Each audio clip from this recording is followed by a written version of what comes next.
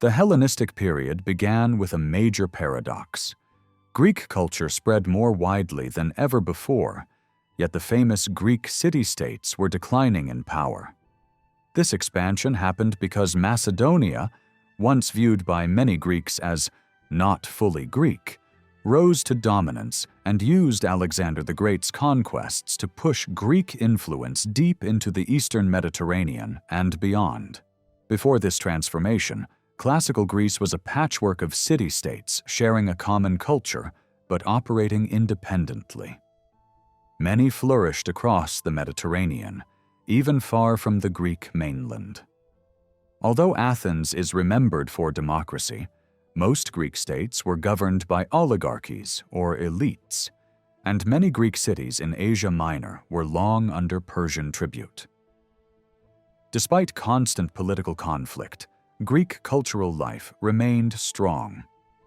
Athens continued to be an intellectual center after the Peloponnesian War, and new powers rose and fell, such as Thebes and the rebuilt Athenian Naval League. In this turbulent climate, Macedonia emerged under Philip II, whose military reforms and victory at Chaeronea brought Greece under Macedonian control. Yet the Greek polis did not vanish. In the Hellenistic and later Roman periods, many cities kept their institutions, assemblies, and local autonomy, even under monarchic rule.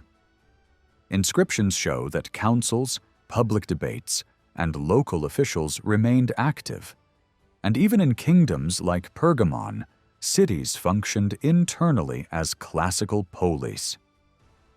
Alexander's campaigns reshaped the Greek world even more dramatically. After securing Greece by destroying Thebes, he conquered the Persian Empire, gained enormous wealth, and reached as far as India. He also tried to merge Macedonian and Persian elites through marriages and shared administration, though his own officers resisted these ideas. His power over Greek cities was indirect for much of his life, but his late political demands, such as recalling exiles, deepened his influence. His death in 323 BCE left no clear successor, and both potential heirs, Philip III Arrhidaeus and the infant Alexander IV, were ultimately murdered as generals fought for control. The empire did not immediately break into three neat kingdoms. At first, it stayed united in theory, with different commanders governing different regions under a regent. But rivalry soon turned into open war. Perdiccas attempted to assert full authority and was assassinated. Through conferences and shifting alliances, power was redistributed among figures like Antipater, Antigonos, Seleucus, Ptolemy, Lysimachus, and Cassander. The royal family was slowly eliminated, ending Alexander's dynasty. As generals fought, alliances changed constantly, and there were no fixed borders. Seleucus briefly lost Babylon, but returned in 312 BCE, later used as the start of the Seleucid era. A temporary peace in 311 collapsed quickly. By 306, the leading generals declared themselves kings. Claiming the Macedonian kingship implied being the rightful heir to Alexander's whole empire, even though each ruled only part of it. Antigonus was the only one who genuinely tried to reunify the empire, expanding his power in Asia and launching a massive siege of Rhodes with spectacular machines. After Rhodes resisted, with help from Ptolemy, the famous Colossus was built in celebration. Antigonus then formed a new Hellenic League modeled on Philip II's. But in 301, at the decisive Battle of Ipsos, the allied forces of Cassander, Lysimachus, and Seleucus defeated and killed him. His defeat pushed the empire closer to the three main kingdoms that eventually defined the Hellenistic world. Because our historical sources for the 50 years after Alexander are incomplete, historians avoid telling the story year by year. Instead, they focus on major shifts and influential individuals. Some, like Eumenes or Lysimachos, failed to create lasting dynasties, but still shaped the political map. The Hellenistic world emerged from a combination of Alexander's rapid conquests, earlier trends already underway, and the chaotic struggles of the successors, whose ambitions and rivalries finally produced the kingdoms of the New Age. The decades after Ipsos remained unstable and violent. Demetrios, even after the death of his father Antigonos, continued to be a major threat because of his strong navy and his ability to switch between war and negotiation. For a time, it was still possible that he might rebuild a larger empire, but shifting alliances and bad luck worked against him. After Cassander's death, Demetrios briefly became king of Macedonia, yet his attempt to recover territories in the east ended in failure when Seleucus captured him. He spent his final years as an honored prisoner and, according to later tradition, died from heavy drinking. His career shows both the opportunities and the fragility of power in this era.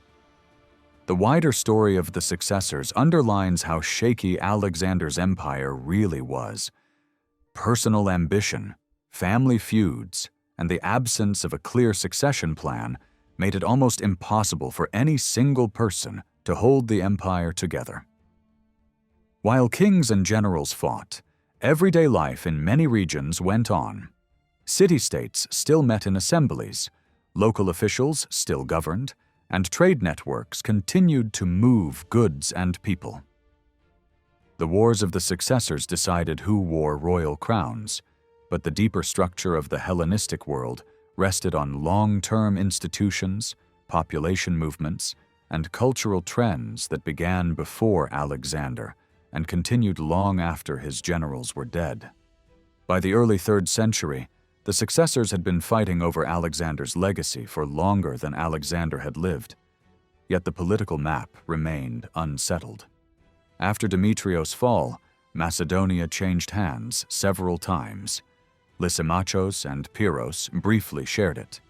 Then Lysimachos ruled it along with most of Asia Minor, creating a power base that stretched across Europe and Asia. His long career ended in 281 BCE, when Seleucus defeated and killed him in Lydia. Seleucus then attempted to invade Macedonia and unite Europe and Asia once more, but he was assassinated almost immediately by Ptolemaic Kingdom, a renegade prince from the Ptolemaic house. With these deaths, the last of Alexander's original generals disappeared more than 40 years after his own death. To people who had lived through this time, the age of Alexander must already have seemed distant, with periods of calm broken by sudden new crises. The turmoil did not stop there. Ptolemaic Kingdom himself was killed in 280 fighting invading Gauls, and Macedonia descended again into chaos. Only in 277 to 276 did Antigonus II Gonatas finally secure the Macedonian throne. From his reign onward, the Antigonid dynasty ruled Macedonia until the Roman conquest in the 2nd century. With this, the main outlines of the Hellenistic political order were fixed, but the period had also been shaped by many lesser figures.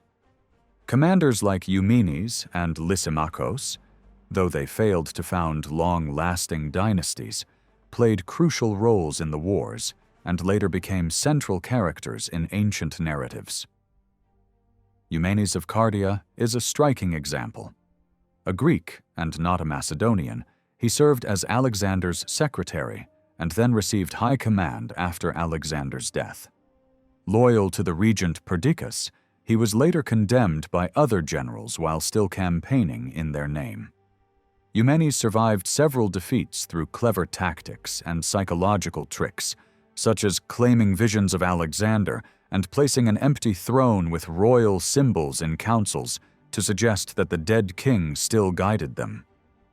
This increased his authority, but could not save him forever. Antigonus eventually trapped and executed him. Because one of his own officers wrote a history of his campaigns, Eumenes appears in our sources as a heroic, almost tragic figure. Yet, in reality, he acted much like the other successors, seeking power, hiring mercenaries, and trying to build a state. His failure came not from being Greek rather than Macedonian, but from lacking the military strength to secure his position.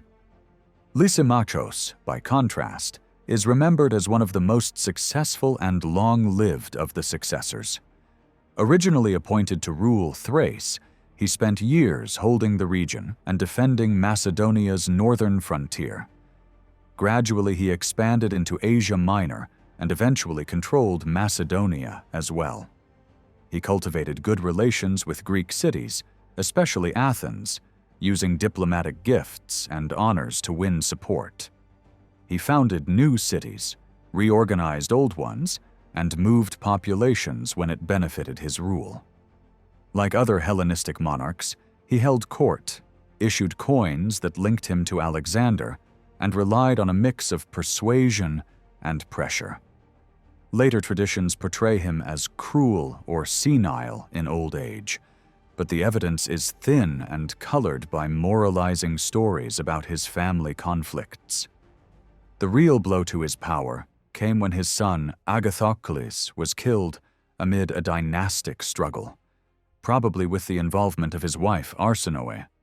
This murder shook loyalty in his realm and opened the way for Seleucus to invade. Lysimachos died at Corupedion in 281, and his kingdom collapsed rapidly.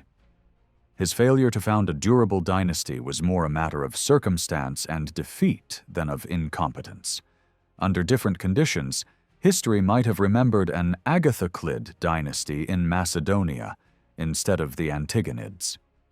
Meanwhile, the royal title itself spread. The great dynasties, Antigonids in Macedonia, Seleucids in Asia, Ptolemies in Egypt, were joined by smaller kingdoms, especially in Asia Minor. Pergamon emerged as an independent power from the early 3rd century, and its rulers were soon recognized as kings, turning the city into a wealthy cultural and political center, famous for its libraries and monumental architecture. Other local dynasties in Bithynia, Pontus, and Cappadocia also adopted the title king, blending Greek forms with Persian or local traditions and tying themselves by marriage to the major dynasties. Farther east, Greek governors in Bactria broke away from Seleucid control to form a Greco-Bactrian kingdom, whose rulers claimed kingship after proving their strength in defending their territories. In the Western Greek world, men like Agathocles of Syracuse followed a similar pattern, seizing power as strong men, then proclaiming themselves kings to match the status of Alexander's heirs. All this shows that king no longer meant a universal monarch like Alexander. It had become a rank signaling supremacy within a particular region. The Greek world remained deeply entangled with its neighbors. The dramatic movements of the Gauls, Celts, in the early 3rd century illustrate this. These peoples, already known for sacking Rome, now threatened Macedonia and Greece. Ptolemy Karanos died fighting them, and bands of Gauls poured into the Balkans, even reaching Delphi. Greek tradition presented their repulse at Delphi as a miracle granted by Apollo, turning the event into a symbolic victory of Greek gods and Greek unity over barbarian invaders. At the same time, some Gauls crossed into Asia Minor, partly invited as mercenaries by kings such as Nicomedes of Bithynia. There they raided, extorted tribute, and were eventually pushed back and settled in central Anatolia in what became Galatia. Hellenistic rulers both feared and exploited them. Gauls served as soldiers, but victories against them became powerful propaganda tools, helping kings like Attilos of Pergamon and Antigonos Gonatas to present themselves as protectors of the Greeks. Behind these events lay a social and demographic background that made large Hellenistic armies possible. The 4th century had produced many exiles and displaced citizens through civil wars, political purges, and conflicts over land. Sanctuaries in Greece were crowded with refugees hoping to return home or find new opportunities. At the same time, many mercenaries, discharged after earlier wars, were looking for work. Writers like Isocrates complained that Greece was full of men driven to fight abroad by poverty and instability, making it easier to assemble armies from rootless soldiers than from settled citizens. Growing population and limited resources probably added to this pressure, just as earlier population growth had helped drive Greek colonization. For many dispossessed Greeks, joining a king's army or settling in a new city in the east offered a chance at pay, plunder, and land, an escape from insecurity at home. These movements of people and armies helped spread Greek culture across a wide area. Alexander and the successors recruited tens of thousands of Greek soldiers and settled many of them in garrisons and new foundations from Egypt to Central Asia. Large Greek-speaking communities grew up far from the old homeland.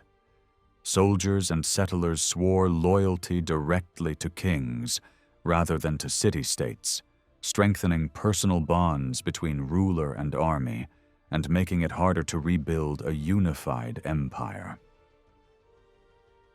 Yet their presence also transformed local societies. They brought Greek language, festivals, religious practices, and styles of warfare into foreign lands. In their own eyes, these customs defined what it meant to be Greek and set them apart from others, even as they lived among non-Greek populations. The new Hellenistic kings faced 3 basic challenges. They were foreign conquerors, not local citizens.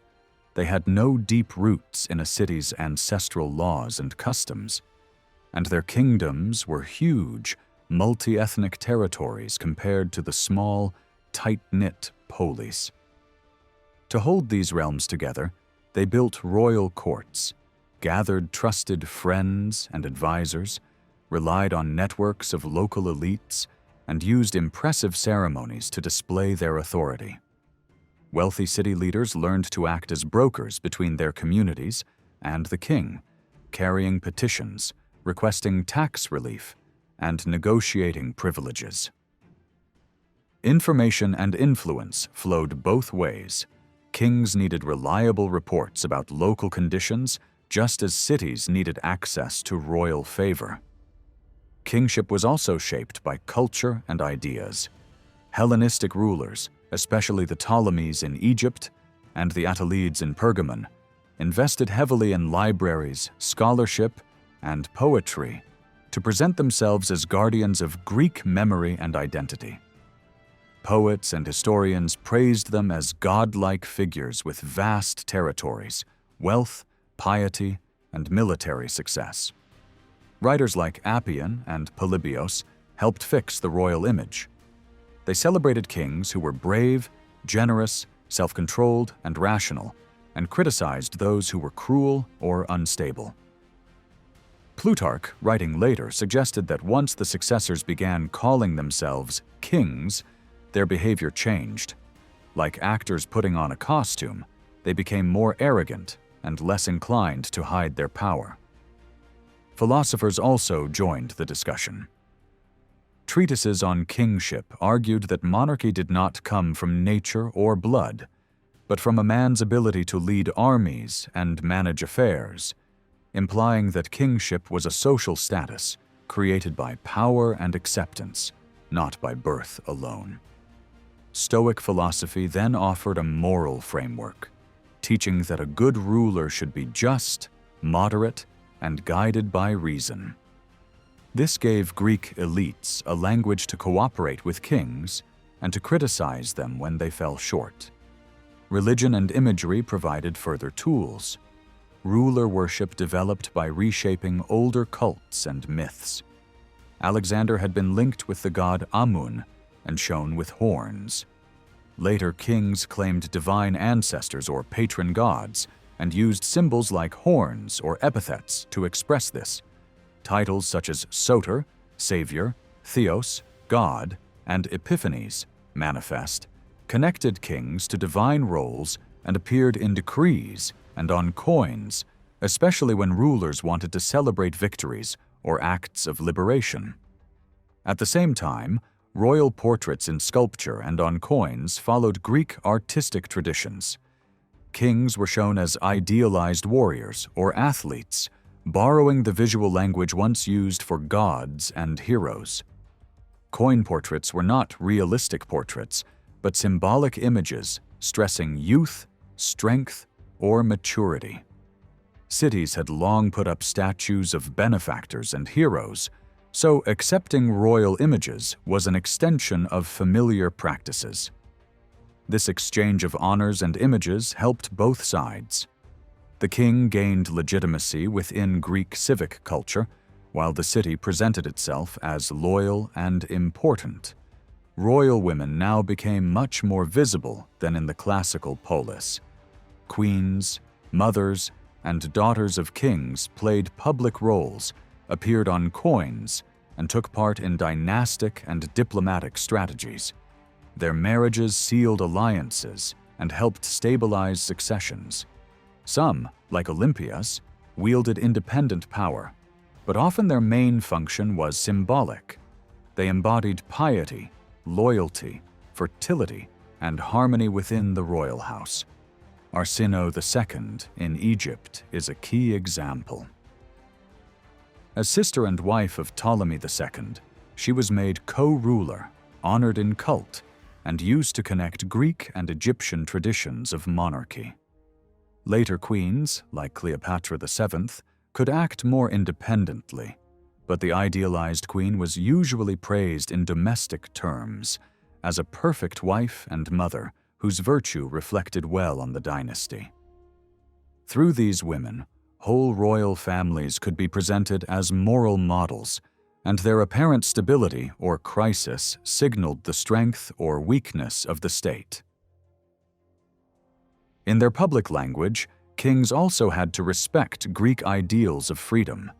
They constantly spoke of liberating cities, restoring traditional laws, and defending autonomy, even while imposing garrisons, demanding tribute, or forcing cities to recall exiles.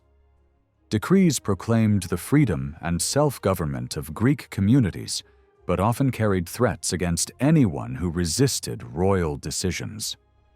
Cities, for their part, measured true freedom as independence from any outside master, not just mild treatment under a king.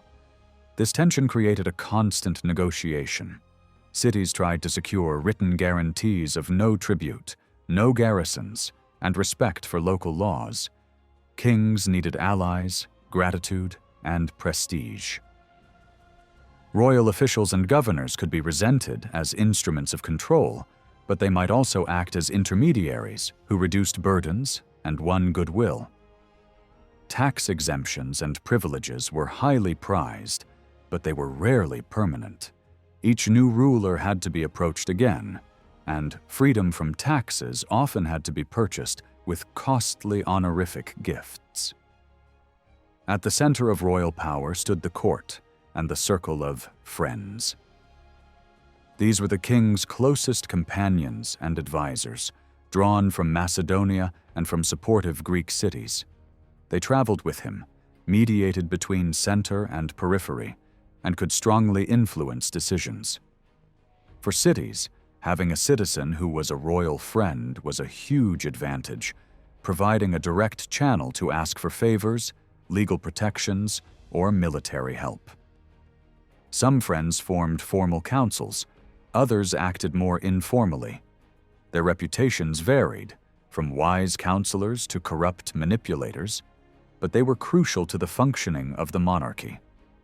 At the same time, kings and cities participated together in broader Greek practices like arbitration. Because independent city wars were now risky, disputes over land and politics were often settled by panels of judges, sometimes under royal sponsorship. Cities honored these arbitrators with crowns and citizenship, using elaborate decrees to show themselves as fair, dignified, and loyal to shared Greek norms.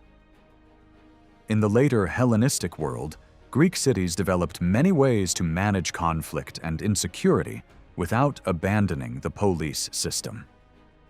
Disputes could be settled by shared regional courts, by powerful neighbor cities acting as arbitrators, or by kings themselves, whose judgments might be treated as final precedents.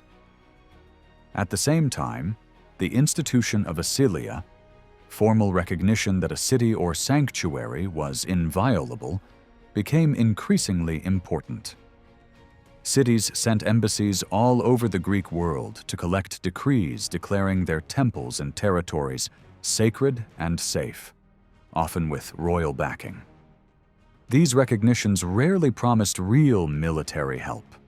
Instead, they created prestige, attracted pilgrims and offerings, and advertised a community's holiness and honor. Even the Romans later granted such status when it suited their interests. Piracy formed part of the background anxiety. Raids, kidnappings, and slave trading blurred the line between banditry and warfare, with Rhodes, some leagues, and eventually Rome taking leading roles in anti-pirate campaigns. But the spread of Asylia was as much about status and networking as about literal protection. Cities were also becoming more interconnected and flexible in their civic structures. Agreements of Sympoliteia and Homopoliteia linked citizen bodies, granted shared citizenship, and made it easier for people of mixed background to be integrated.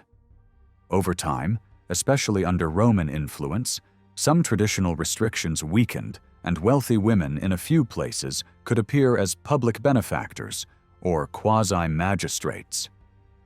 Meanwhile, rulers and elites transformed the physical face of cities. Kings founded new polis or heavily rebuilt old ones, using monumental architecture to display wealth, piety, and Greekness. Alexandria, Pergamon, Seleucid foundations in Syria and Mesopotamia, and outposts like Ai-Khanum in Bactria all adapted Greek town planning ideals, grids, agoras, theaters, sanctuaries, to very different landscapes. Even where no strict grid was possible, as at Pergamon's steep Acropolis, terraced layouts staged royal power in dramatic sequences of palaces, sanctuaries, and public buildings. Palaces themselves, from Macedonia to Judea, became key markers of royal presence, often forming fortified cities within the city. This building boom was tied to euergetism, the system in which kings and rich individuals gained honor by doing good deeds for their communities. Grain shipments, timber, money for walls, theaters, dowries, teachers, and even public doctors all appear in inscriptions as gifts or loans from benefactors. Examples include kings aiding Athens and Rhodes after crises, queens funding dowries or relief, and local elites like Protogenes, Agathocles, Boulogoras, or public physicians who protected cities, eased grain shortages, built infrastructure, or treated citizens in war and disaster. For the wealthy, these acts brought crowns, statues, and influence. For cities, they filled gaps left by war damage, debt, and limited public funds. Euergetism did not simply replace civic duty with private patronage, but it did shift power toward a narrower elite and made communities more dependent on individual generosity, especially as wealth concentrated and royal and Roman influence grew. At the same time, Benefaction and changing economic realities allowed some women to emerge as visible public actors. Priestesses who funded buildings, female donors who paid for water systems or guest houses, and women commemorated for wisdom, leadership, and generosity. These social and cultural shifts unfolded within a political landscape where the polis proved remarkably durable. Officially, many cities still used assemblies, councils, and magistracies. Radical democracy in the Athenian sense was gone, but civic institutions survived and adapted. Cities defended their interests, negotiated with kings, and in some cases remained fully independent down to the Roman era. Inequality and social tension were not simply products of monarchy. The classical polis had already generated its own injustices. The Hellenistic period did not abolish the city-state, but folded it into a larger world of kingdoms, leagues, and eventually Roman power. Macedonian expansion had reshaped Greece, yet control was never absolute. Athens remained strategically and symbolically vital, especially through Piraeus and the Laurian silver, and Sparta continued to serve as a rallying point for resistance until Rome's interventions and the city's integration into wider leagues. Macedonia itself, with its fertile plains, timber-rich mountains, and harsher climate, provided the resource base for this new order, fully consolidated only under Philip II.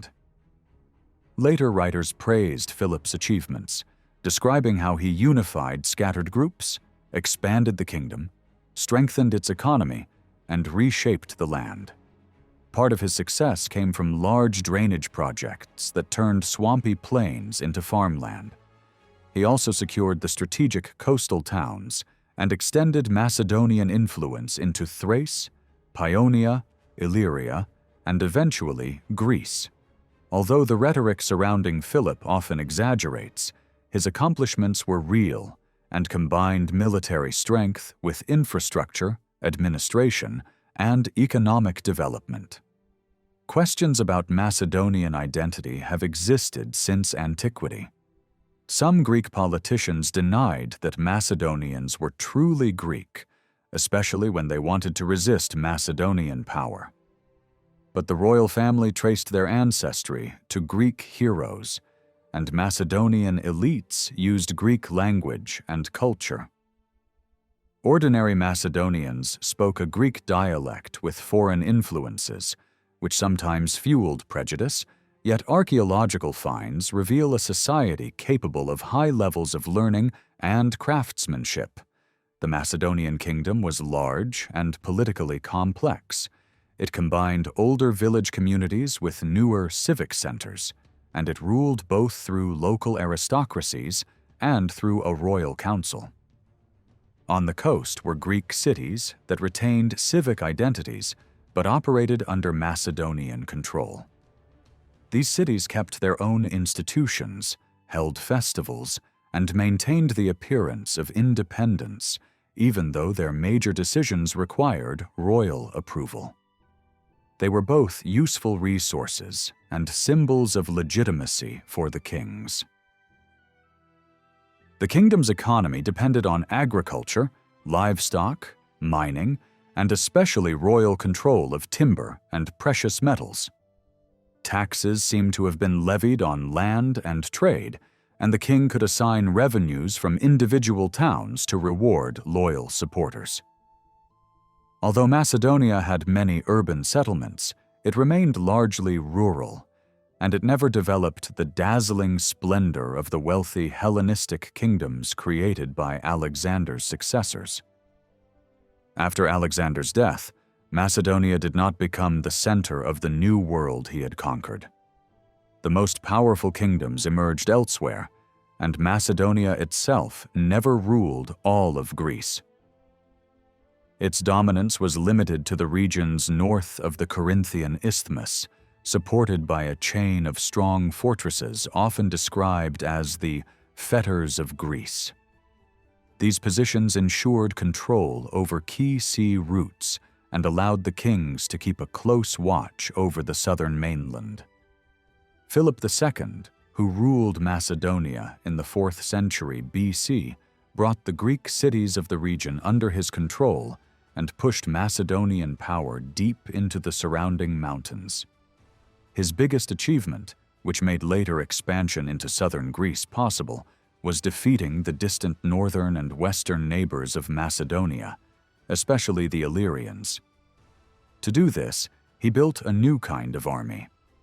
The key symbol of this force was the long spear called the sarissa, about 5 meters long.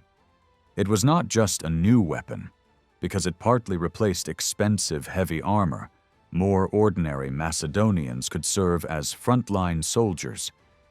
This wider military participation also opened the way for wider participation in political life. Under Philip and then Alexander, the Macedonian fighting force could act as a kind of people's assembly, gathering to judge cases, approve kings, and take decisions in a way that resembled civic assemblies in the Greek city-states.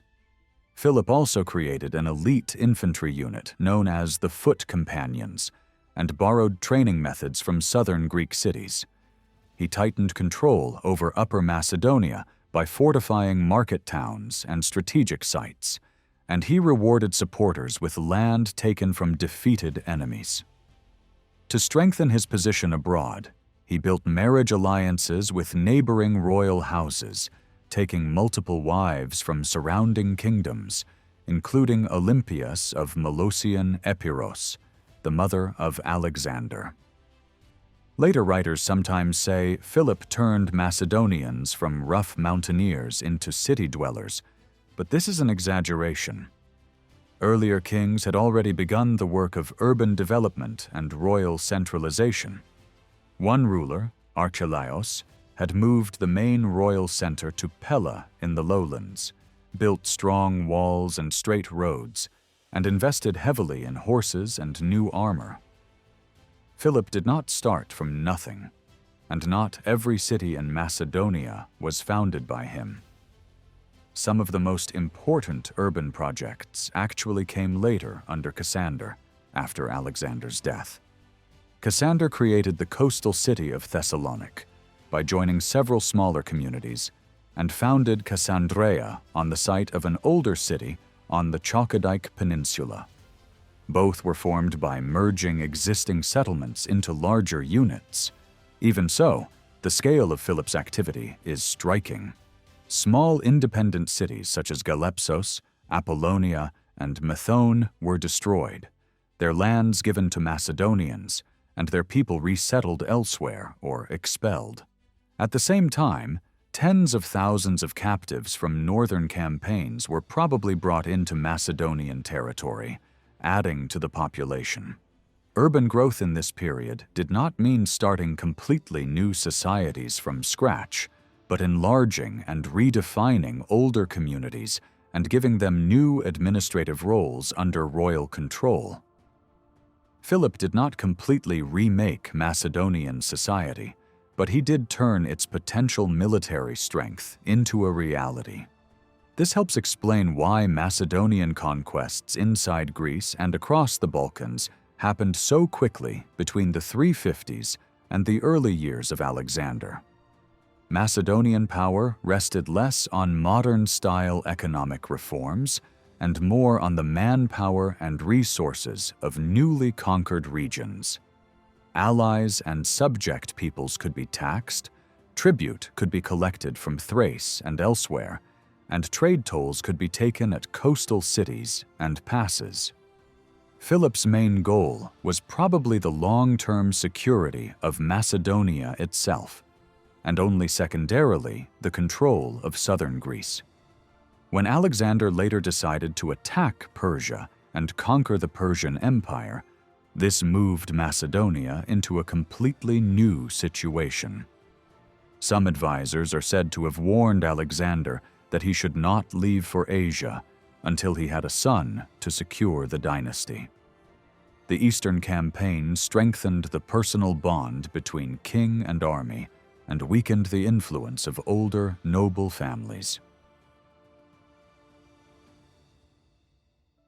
Alexander increasingly relied on the personal loyalty of soldiers, officers, and new elites from conquered lands rather than on the traditional power of Macedonian aristocrats. Non-Macedonian troops, including Illyrians, Thracians, and eventually Persians, entered the army and even the phalanx. After Alexander died, his successors tried to roll back some of these changes and rule collectively, but the realities of the new kingdoms forced them to adopt many features of Alexander's style of kingship. While Alexander was fighting in Asia, Antipater stayed behind in Macedonia as regent and had to face revolts in Greece. The most serious of these was the Lamian War, in which a coalition of Greek cities tried to break Macedonian control but were defeated at the Battle of Cranon in Thessaly. Macedonia may have lost some manpower in these years, since reinforcements had repeatedly been sent east to Alexander, but the damage should not be exaggerated. Many Macedonians had gone abroad, yet after Alexander's death, emigration likely slowed. Antipater's chosen successor, the older general Polyperchon, was quickly pushed aside by Antipater's son, Cassander, who held power until his death at the end of the 4th century. In the years that followed, Macedonia saw a rapid succession of kings: Demetrios, Pyrrhos of Epeiros, Lysimachos of Thrace, a brief rule by Seleucus, and then Ptolemy Koraunos. Ancient and modern writers often describe this as a time of chaos and collapse, but that picture is probably too extreme. Some of these rulers governed for years, and ordinary legal life in cities and countryside likely continued whenever there was no direct fighting. There were long stretches with no battles inside Macedonia itself, even though armies marched and fought beyond its borders. The real violence often fell hardest on the royal family and the leading nobles. Succession in Macedonia always had a fragile element, because a new king, even if he was a son of the previous ruler, needed the approval of the army and the aristocracy. When the succession was disputed, this meeting could become dangerous and bloody. In the struggle after Alexander's death, Alexander's mother Olympias returned to Macedonia, took control, and killed her rivals, including the king Philip III and his wife Eurydice. Her harsh treatment of them turned many Macedonians against her, and later she herself was condemned and killed when Cassander took power. Cassander then eliminated Alexander's young son and his mother to remove any last direct heirs of Philip II.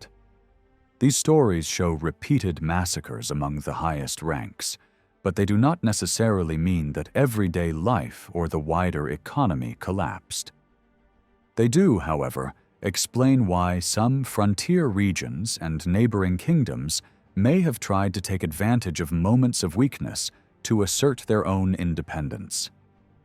Even in this unsettled period, not everything was destruction and decline. Cassander founded new cities, reorganized regions, and maintained many traditional aspects of Macedonian kingship. Demetrios, who ruled after him for a short time, also behaved like a conventional king in many respects.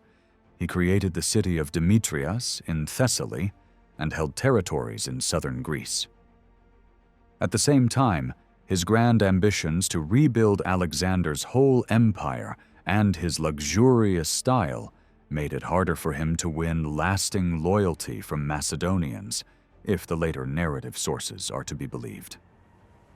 After Demetrios lost power, Macedonia was effectively ruled from outside by foreign kings for a time, until Antigonus Gonatas finally secured the throne and gave the kingdom a more stable dynasty.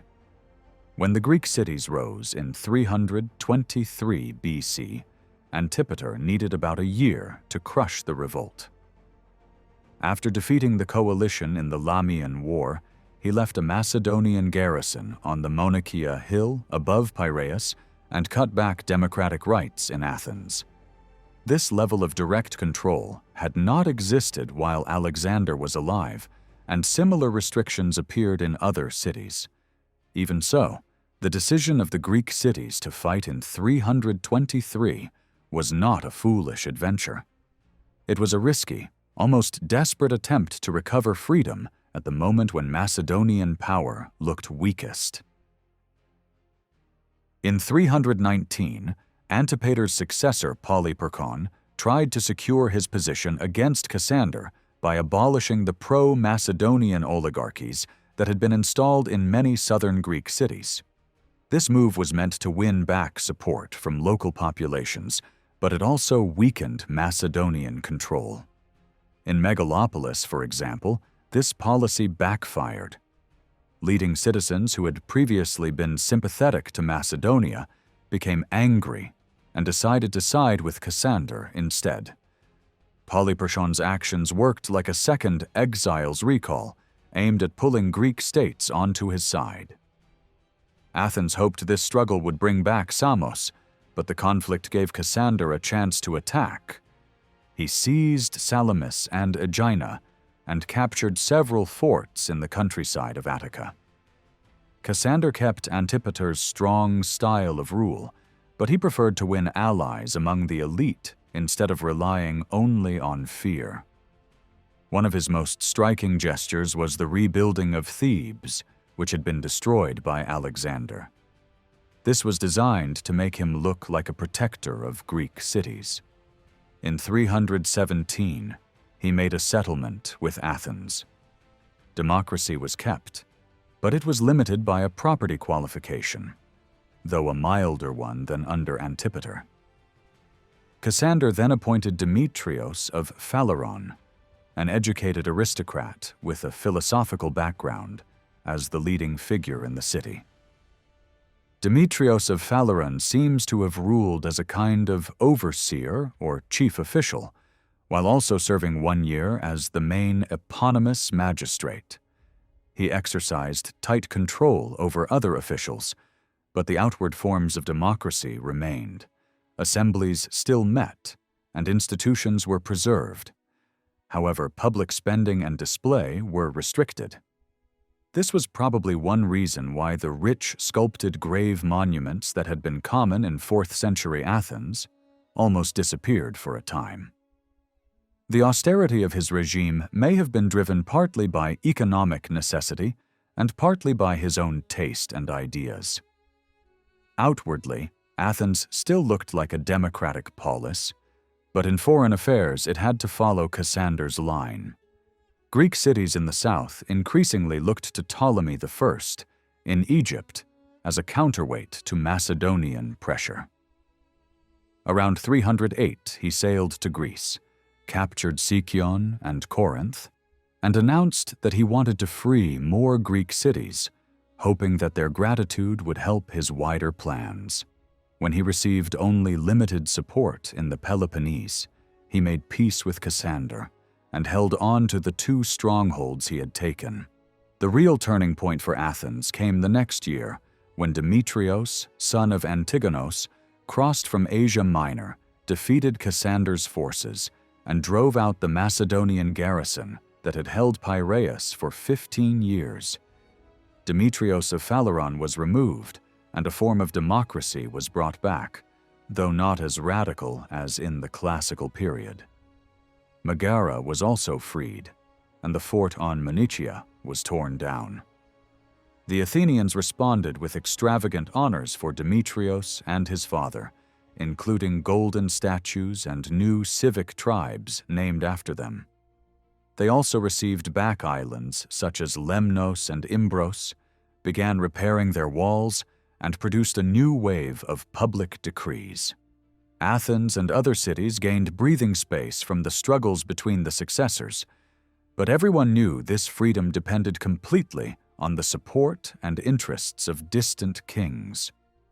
After a major naval victory off Cyprus, Antigonos and Demetrios began to call themselves kings. Demetrios then pushed further into Greece. He seized Chalkis on Euboea and won over the Boeotian League and the Aetolians. Cassander struck back several times, attacking Athens, Eleusis, and the forts of Attica, and eventually laid siege to Athens itself.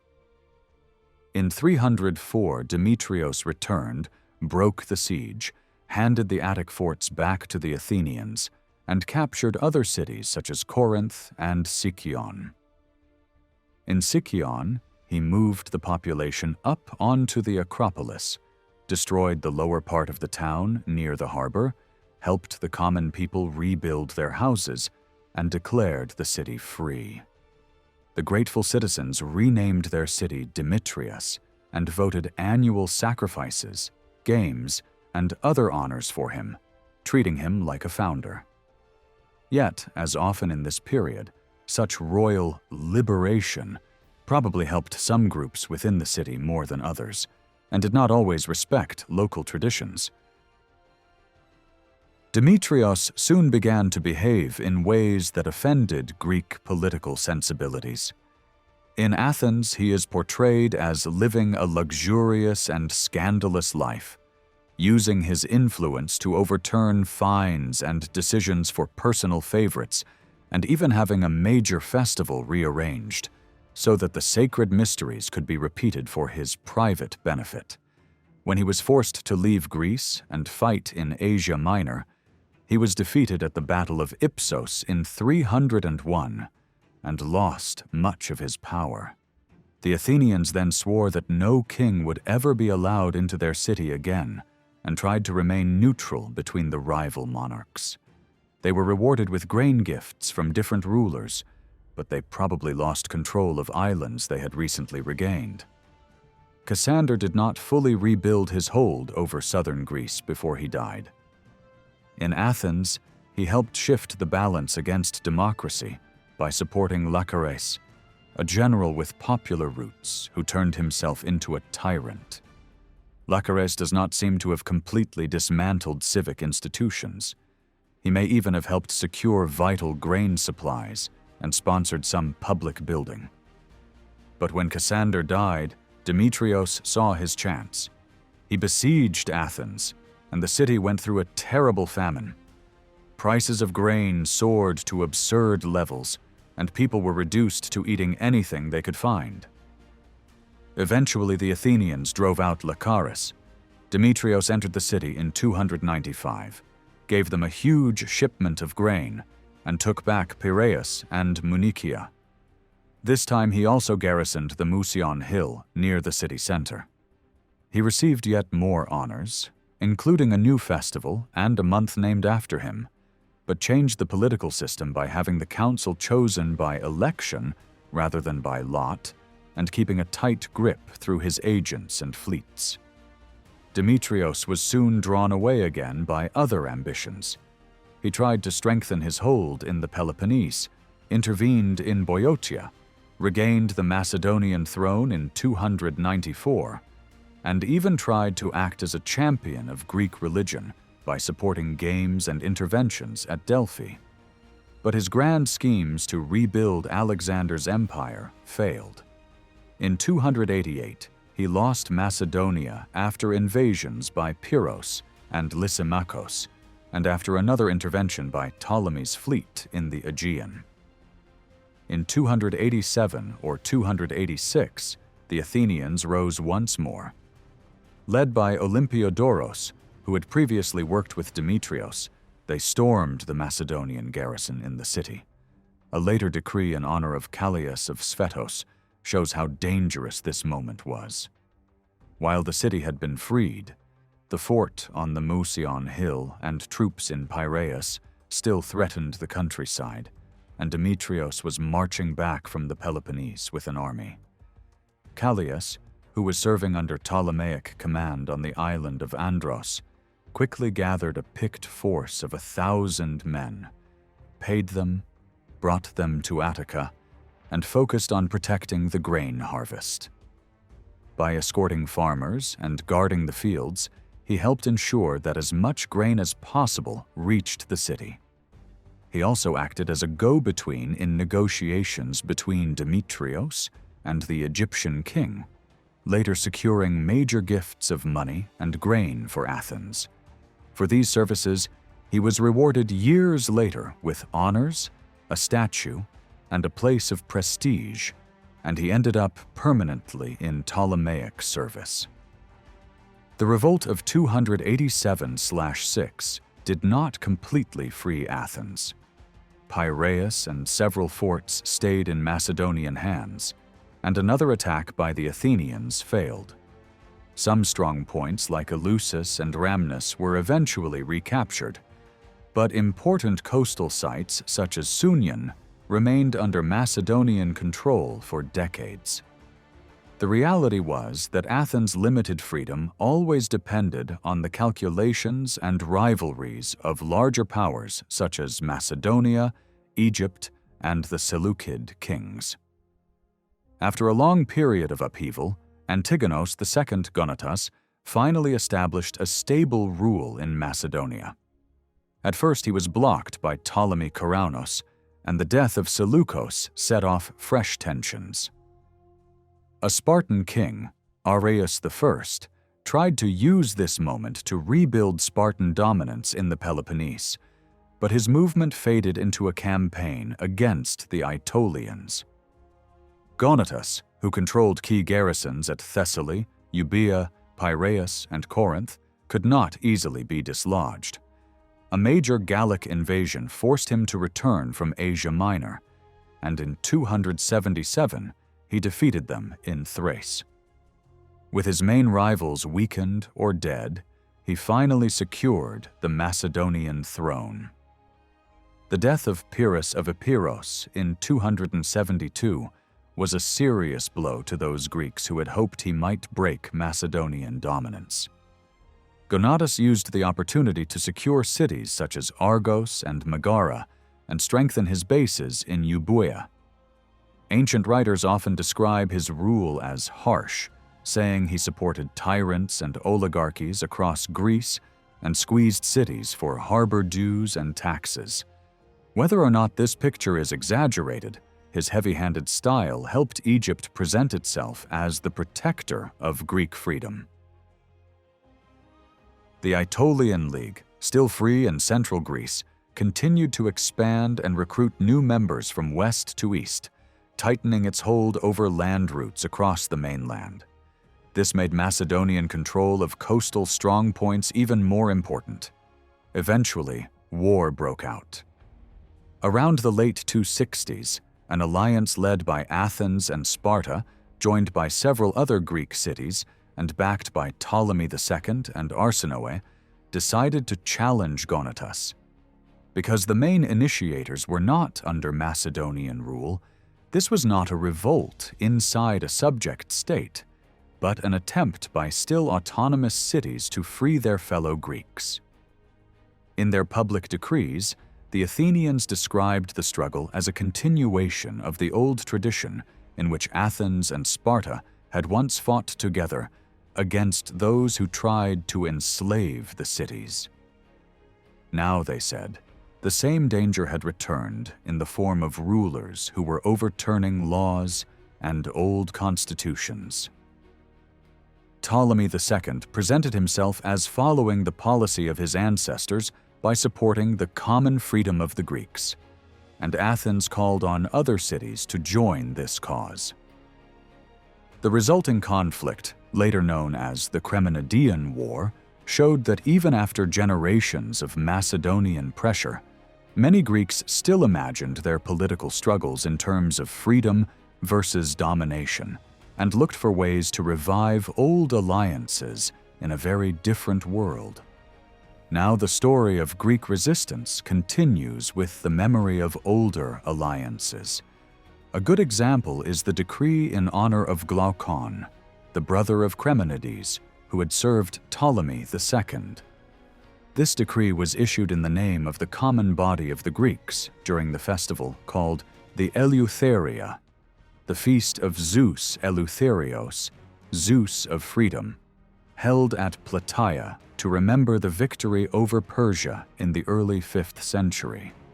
By choosing that festival, the Greeks were clearly saying, Our new struggle against Macedonian control belongs to the same tradition as the old fight for freedom against foreign domination. Even with Ptolemaic money and ships, and with Spartan attacks on Corinth, the Macedonian fortresses were still the key factor. The strongholds at Piraeus, Corinth, Chalkis, and Demetrius gave Antigonos Gonatas control over the main routes. Athens, which was still politically independent, did not surrender until around 263 or 262, after a hard siege and famine. Much of the fighting happened around Attica. Ptolemaic forces probably used a fort at Koroni as a naval base, which we can see from coin evidence. A decree from the fortress of Rhamnus in eastern Attica honors a general who protected the local harvest, paid for grain imports, negotiated the release of prisoners, and fought off pirates. At the same time, the Athenian people honored their ephebs, the young elite in military training, for their bravery in the previous year's battles. All this shows how closely daily survival, politics, and war were linked. The war also exposed how fragile Macedonian rule could be. While Gonatas was busy at Athens, Alexander II of Molosia, the son of Pyrrhos, invaded Macedonia from the west and briefly took control of parts of the homeland. Gonatas managed to recover quickly, but the episode showed how easily pressure on several fronts could shake his power. After the Kremenidean War ended, new Macedonian garrisons were installed in Athens, on the Mausion Hill, and in several fortified villages in the countryside. Gonatas put a strong man in charge of the city, perhaps a descendant of Demetrios of Phaleron. Later tradition says that in 255, he gave Athens its freedom, which may mean that this ruler was removed or his powers cut back. It does not mean that Macedonian troops left the forts. For the period from the early 260s to 229, our sources are very thin, but inscriptions show that Athens officially stayed loyal to Macedonia. The democracy survived, but in a narrower form. The main magistracy, the archonship, which had long been filled by lot, now seems to have been an elected office. And there are signs that both the ephebic corps and the cavalry became more socially exclusive. Gonatas scored important victories at sea, defeating Egyptian fleets at battles later remembered as Kos and probably Andros, but his grip on southern Greece was never complete. A new force appeared in the form of the Achaean League under Aratos of Sicyon. Through diplomacy and sudden actions, Aratos persuaded the Macedonian governor of Corinth, Alexandros, to change sides and join the Achaeans. With Corinth went control of the isthmus, and Alexandros even drove Macedonian garrisons out of Euboea. Gonatas was left mainly with Athens and Argos in the south, and even these cities sometimes had to pay Alexandros to avoid attack. Fighting between the Achaean and Aetolian leagues in central Greece opened an opportunity for Gonatas to regain Corinth around the mid-240s. Aratos then struck back in 243, expelled the Macedonians again, and even captured ships. In 242, he raided Attica and tried to pull Athens into the Achaean League. Gonatas responded by encouraging the Aetolians to raid the Peloponnese. A short peace broke down when the Achaeans attacked Piraeus, showing how unstable the balance of power had become. Antigonos Gonatas died in 239 after a reign of about 38 years. His long rule dominates the middle of the 3rd century, even though direct evidence for his policies is scattered and incomplete.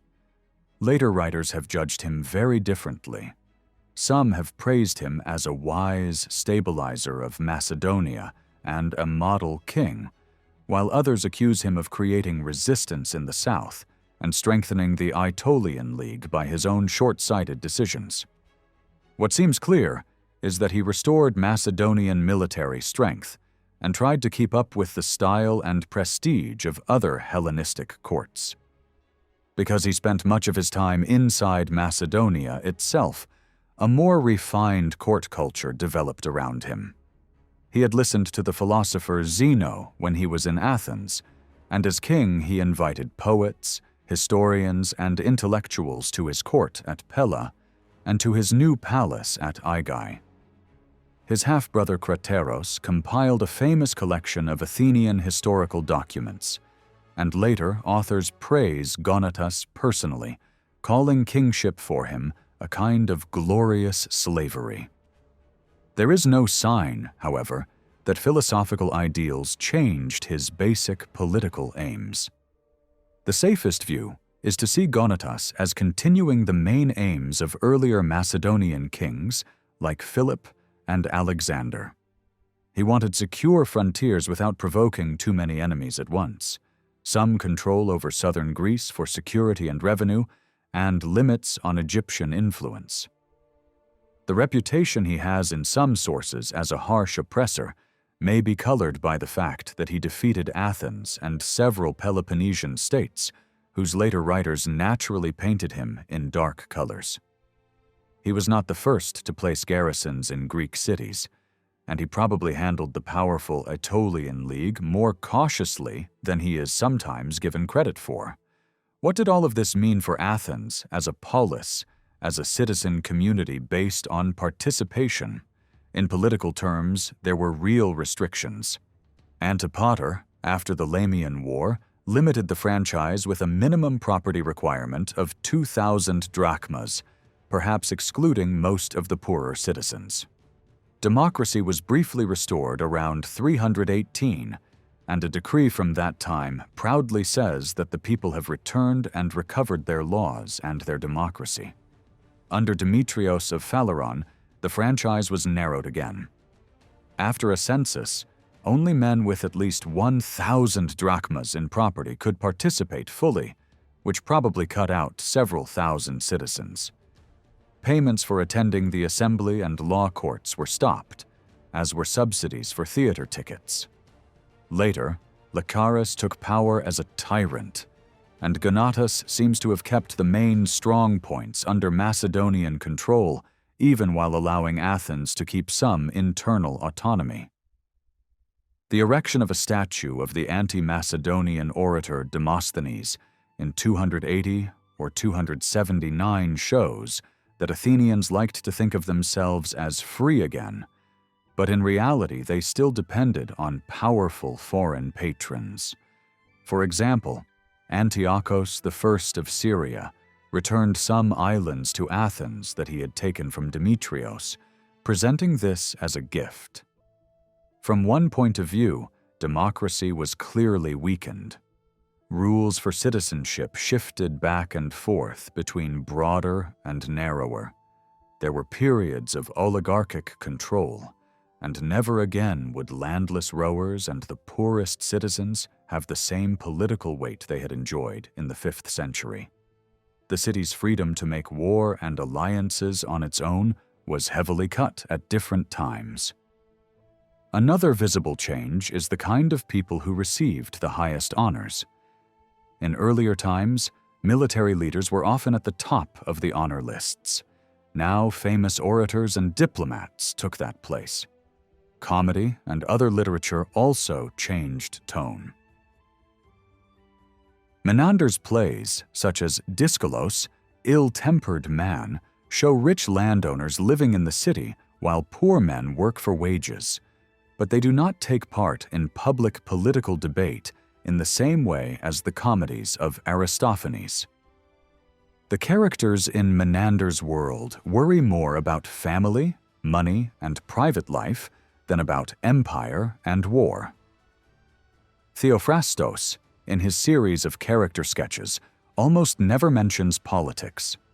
Some modern scholars have suggested that this reflects a withdrawal of the wealthy from active political life, and that in many cities under royal control, only a small and very rich group remained truly politically active. Yet each of these points can be answered from another angle. The rise of rhetoric over generalship had already begun in the 4th century, as public speaking became the main weapon of any politician. Being a powerful speaker in the assembly was itself a very democratic skill, since it depended on persuading the citizen body. Limiting pay for poor citizens and restricting the franchise certainly changed who could participate, but those who still had the vote may have used it just as intensely as before. Large estates and wage labor existed in the 5th century as well, alongside politically engaged landowners and active urban poor. The fact that plays and prose texts are less openly political does not mean that political argument died out. It may simply mean that drama and literature no longer served the same direct political function in an age dominated by kings.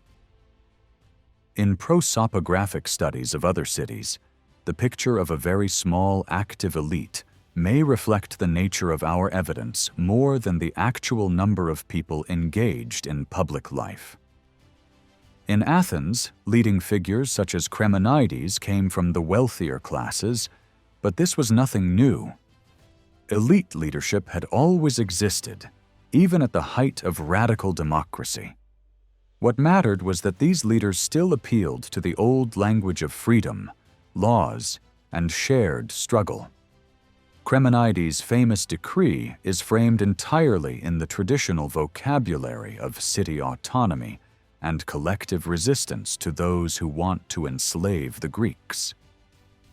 In other words, even under Macedonian pressure and with tighter voting rules, the basic ideals of the polis did not simply disappear.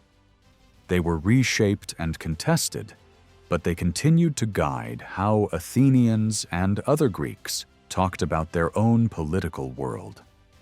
Athenian military training for young men, called the ephebeia, shows how the elite became more dominant, but it doesn't mean the polis simply collapsed. A law from 336 to 335 opened this system to all 18-year-olds, which clearly aimed to increase the number of young citizens who could serve as hoplites in the army. In 307, however, the training became voluntary and was cut down to 1 year, probably to save money. Surviving lists of ephebs from this period show that the numbers dropped sharply. Over time, the ephebeia turned into an elite institution, selecting future leaders of the city rather than training the whole age group. During the Cremonidean War, the ephebes still fought and defended Attica, so the military role did not disappear.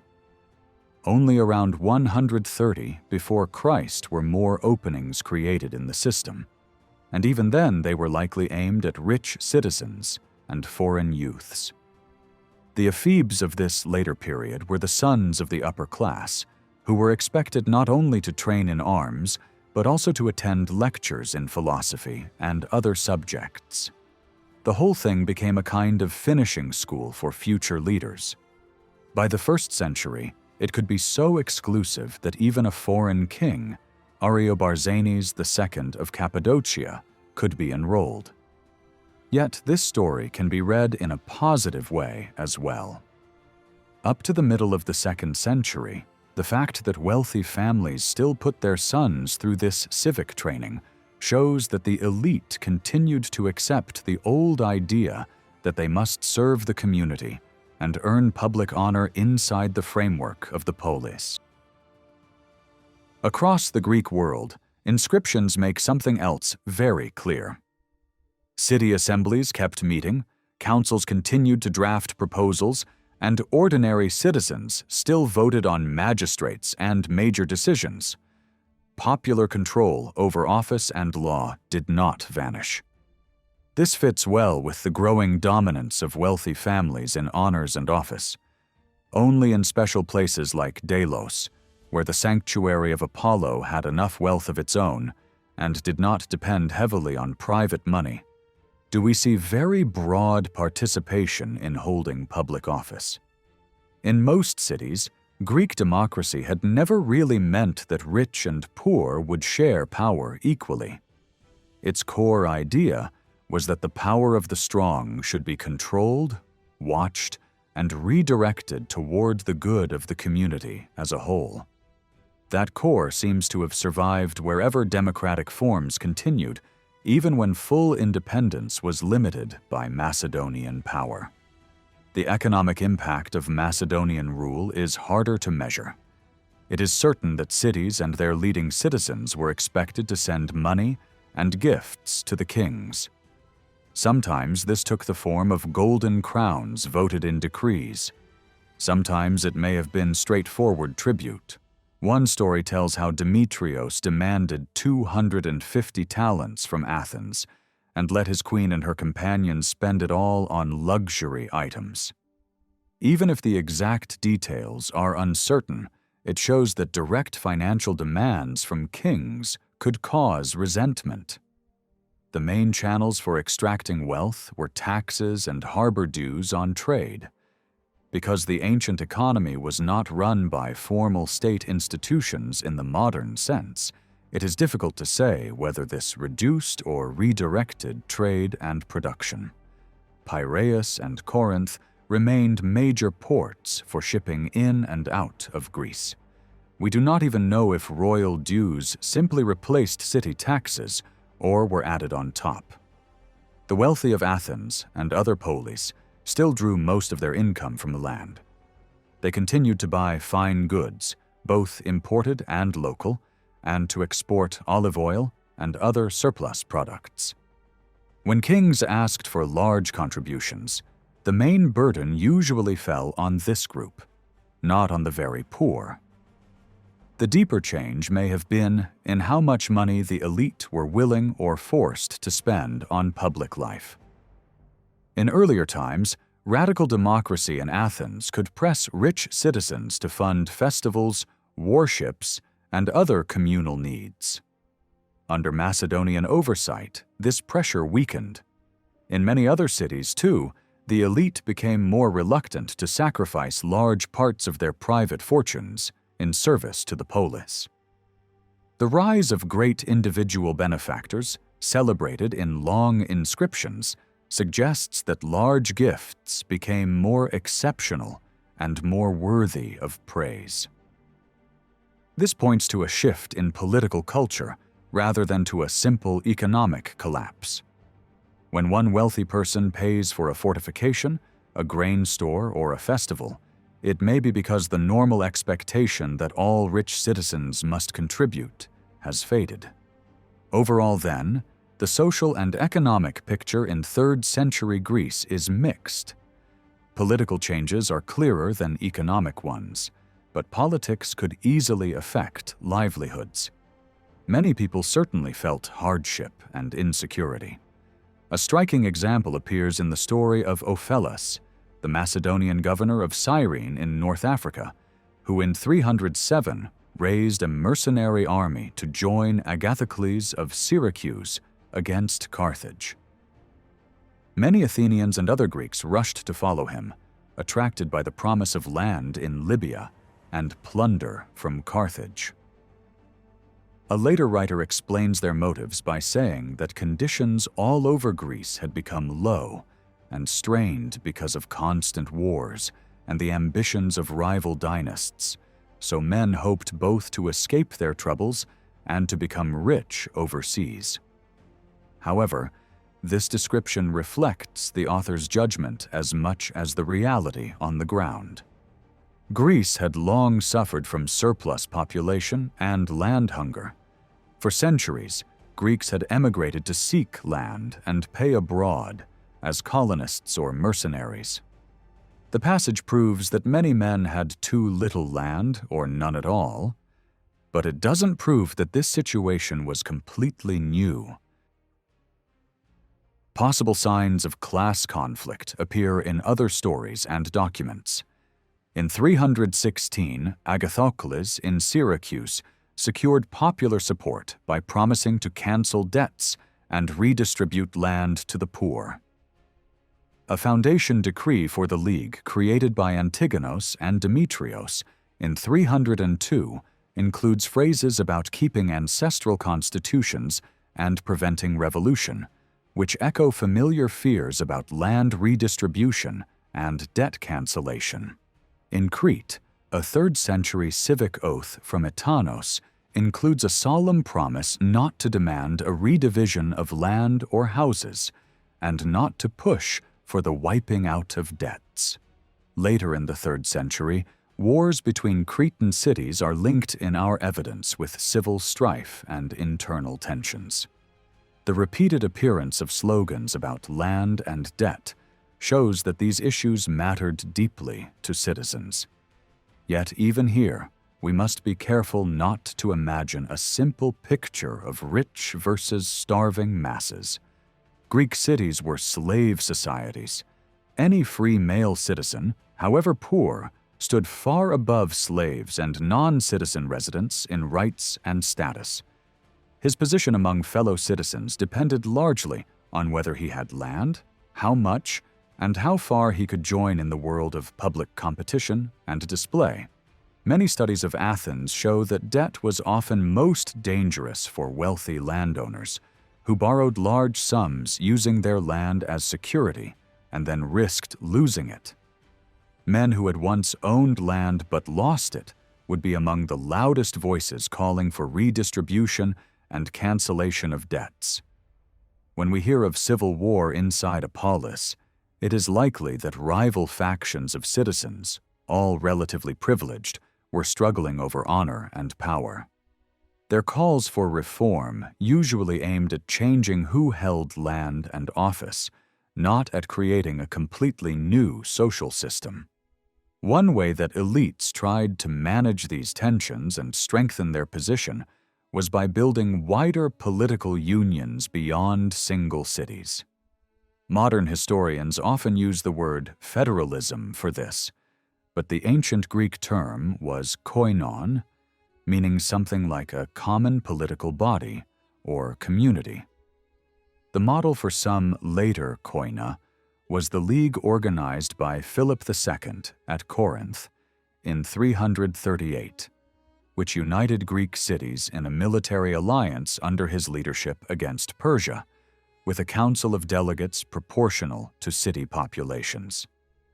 That league itself drew on earlier examples, such as the Second Athenian Confederacy in the early 4th century, where member cities were promised formal guarantees of their freedom to prevent a new Athenian empire. Philip's league was a tool of Macedonian control, and some cities were garrisoned, but he still needed to keep the city-states inside the system. There were also older regional and religious associations. The Delphic Amphictyony was a council that managed the sanctuary of Apollo at Delphi, with delegates from various city-states. In some periods, this body had real political influence, but it wasn't meant to replace the autonomy of each polis. The Boeotian Confederacy, by contrast, came much closer to a joint state. Its member cities shared a system of proportional representation and usually followed the lead of Thebes.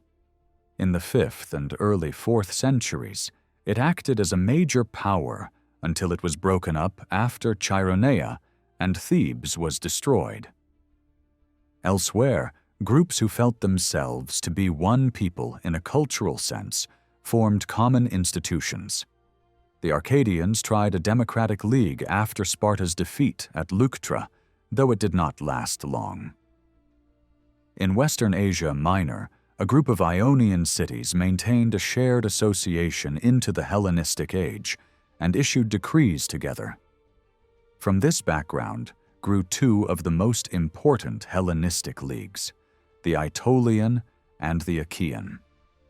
The Aetolians, known as skilled light-armed fighters from west-central Greece, had already formed a common body by the 4th century and were fully part of the Greek political scene by the time of Alexander.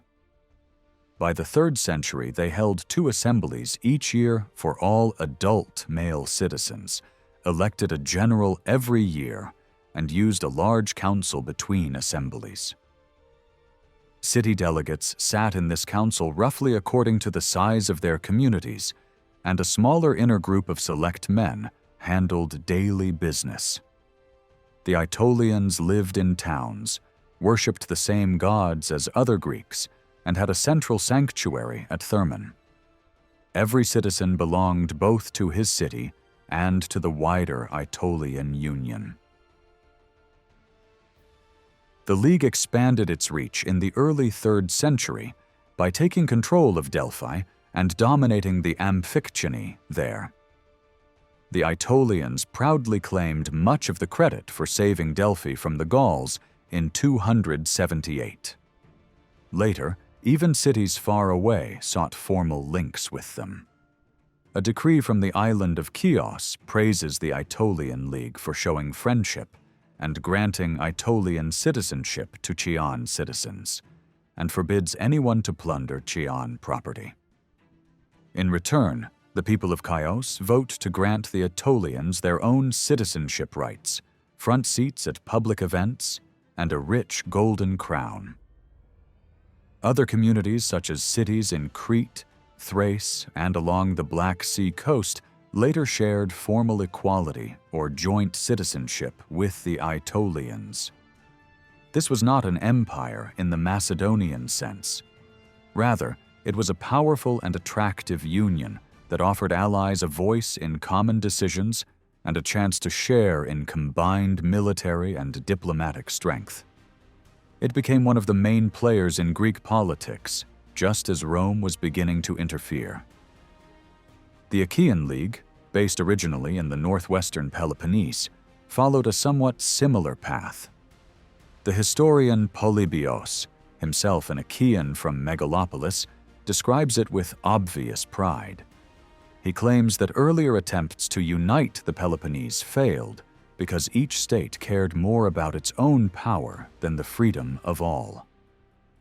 In his own time, he says, the project had succeeded so far that all Peloponnesians shared the same foreign policy, the same public officials, councils and courts, and even the same weights, measures, and currency.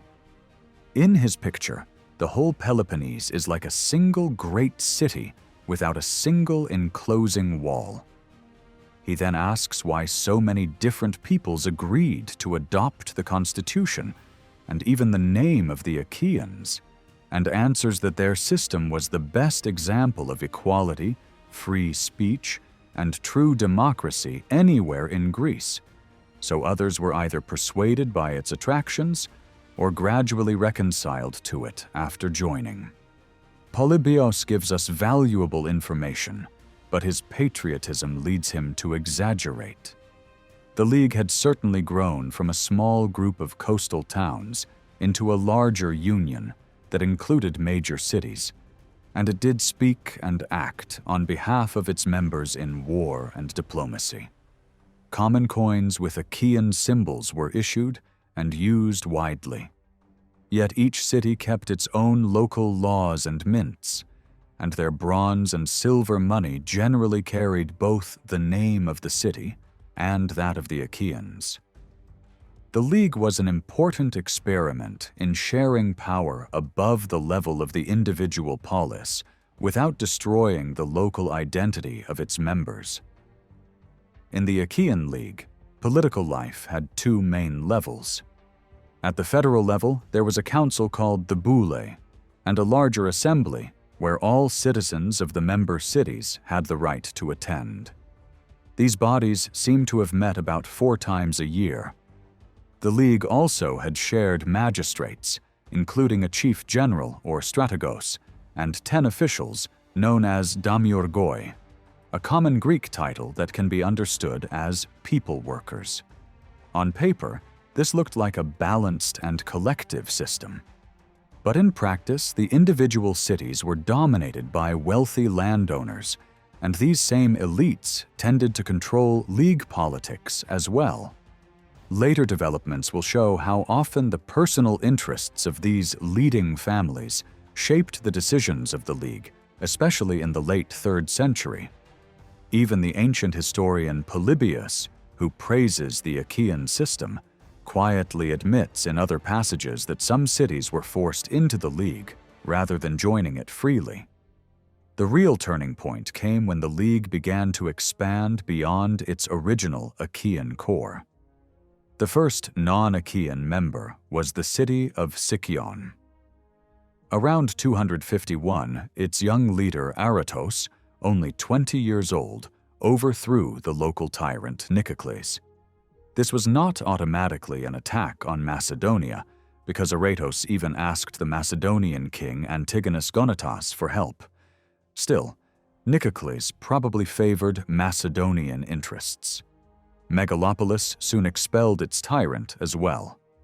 One king then gave Aratos a large sum of money, either Antigonid, who may have wanted to bind him to Macedonia, or Ptolemy II of Egypt, who later became Aratos's main supporter against Macedonian power.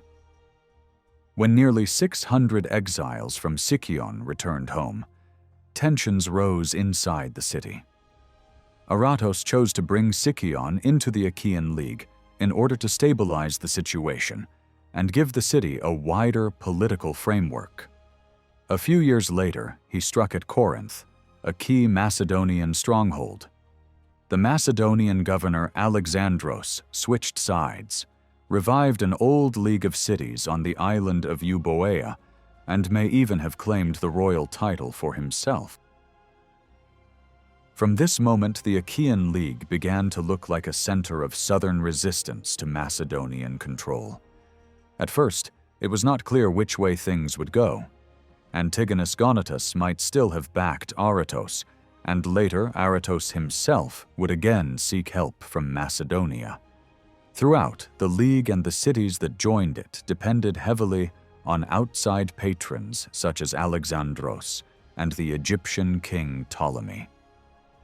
Freedom was the word used in decrees and speeches, but complete freedom was impossible in a world dominated by powerful monarchies.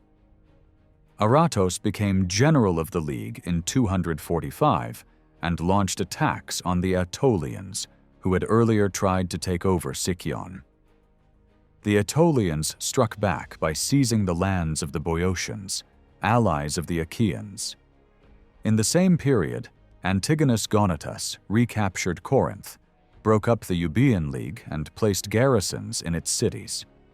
The Aetolians tried to draw cities in western Peloponnese into their own union, but Aratos restored Achaean momentum in 243 by retaking Corinth in a surprise night attack.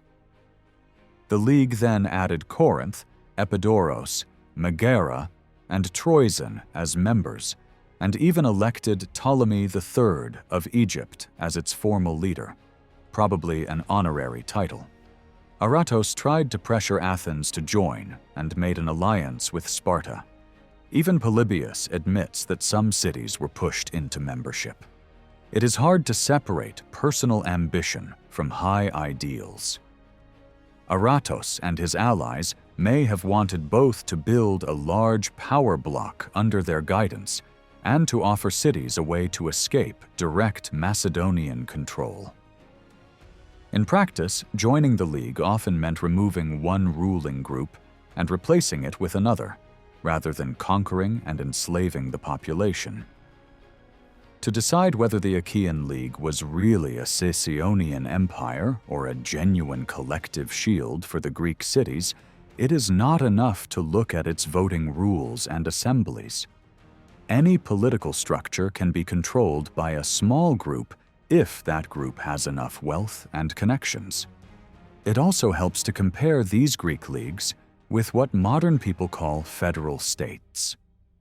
The word federal comes from a Latin term for a treaty and reminds us that these unions began as alliances written into formal agreements. The normal Greek term, however, was koinon, meaning something held in common. This word had deep roots in older ethnic and religious unions. Some leagues of the Hellenistic period were clearly tools of royal domination. In 302, the king Demetrios I revived the old League of Corinth, first created by Philip II, with the clear aim of making war on Cassander.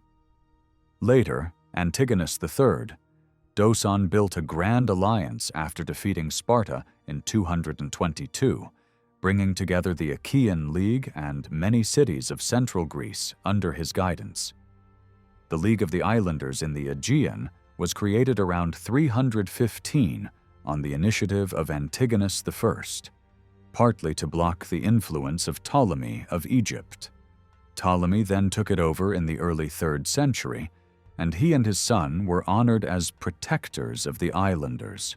One inscription from this island league describes a meeting of the delegates deciding to join the new festival that Ptolemy II was creating at Alexandria in honor of his father. The document praises Ptolemy I for freeing cities, restoring their laws, and canceling some of their tax burdens, and then praises Ptolemy II for continuing the same policy and for organizing a new set of games to rival the Olympics. The delegates vote to accept the sacrifices, send sacred envoys regularly, and crown Ptolemy with a rich golden crown as a sign of gratitude. This shows how such koina could combine old traditions of joint action with royal leadership and propaganda. Even leagues that grew largely on their own, like the Aetolians and Achaeans, sometimes chose a king as a formal patron. The Achaeans chose Ptolemy III as their head in name, and later the Aetolians made Antiochus III of Syria their general when they were preparing for war with Rome. Several older leagues from the classical period survived and evolved under Hellenistic conditions. The Epirote League, made up of tribes like the Molossians, Chaonians, and Thesprotians, took on a more formal federal shape around 300, blending monarchy with shared institutions and local traditions. Thessaly kept its federation until the Romans reshaped it after liberating it from Macedonian control in 194, and it continued into Roman times. The Phocian League also survived, though it was drawn into the Aetolian sphere and later freed again. The Acarnanian League, formed in the 5th century, went through repeated reorganizations, subjection to neighbors, and dissolutions before being finally refounded around 230. New unions also appeared, such as the League of the Magnesians in Thessaly after the Second Macedonian War, and the Lycian League in southwestern Anatolia, which had a federal constitution by about 200. When Rome broke up the Macedonian Kingdom in 167, it created 4 separate republics in the region, each with its own assembly and chief general, which were essentially federal states on a smaller scale. Being part of a league did limit the independence of member cities. They committed themselves to fight alongside other members, to respect the shared constitution, and often to mint coins with common designs. There were usually no clear legal rules for leaving a koinon. Cities that tried to break away had to fight and could be forced back in. This meant that some degree of sovereignty was permanently surrendered. Disputes among members were often settled by the central institutions of the League, and sometimes by outside arbitrators. One example comes from the Federation of Cities on the island of Lesbos, set up after a Roman peace settlement, where a joint body handled conflicts between cities such as Mytilene and its neighbors. In the Achaean League, membership seems to have gone hand in hand with having some kind of democracy. A decree about the entry of the Arcadian city of Orchomenos records that its former tyrant gave up power and, in return, received legal protection against prosecution. The implication is that only cities with suitable constitutions could join. At the same time, each city retained control over its internal affairs, and could manage some external relations without always going through the League. There was no plan to create a completely unified state, but true independence in foreign policy was not compatible with League membership. Sicyon probably held a leading position in the Achaean alliance, yet many cities still wanted to join. In concrete terms, that meant that the most influential men and families in those cities saw advantages in entering the koinon.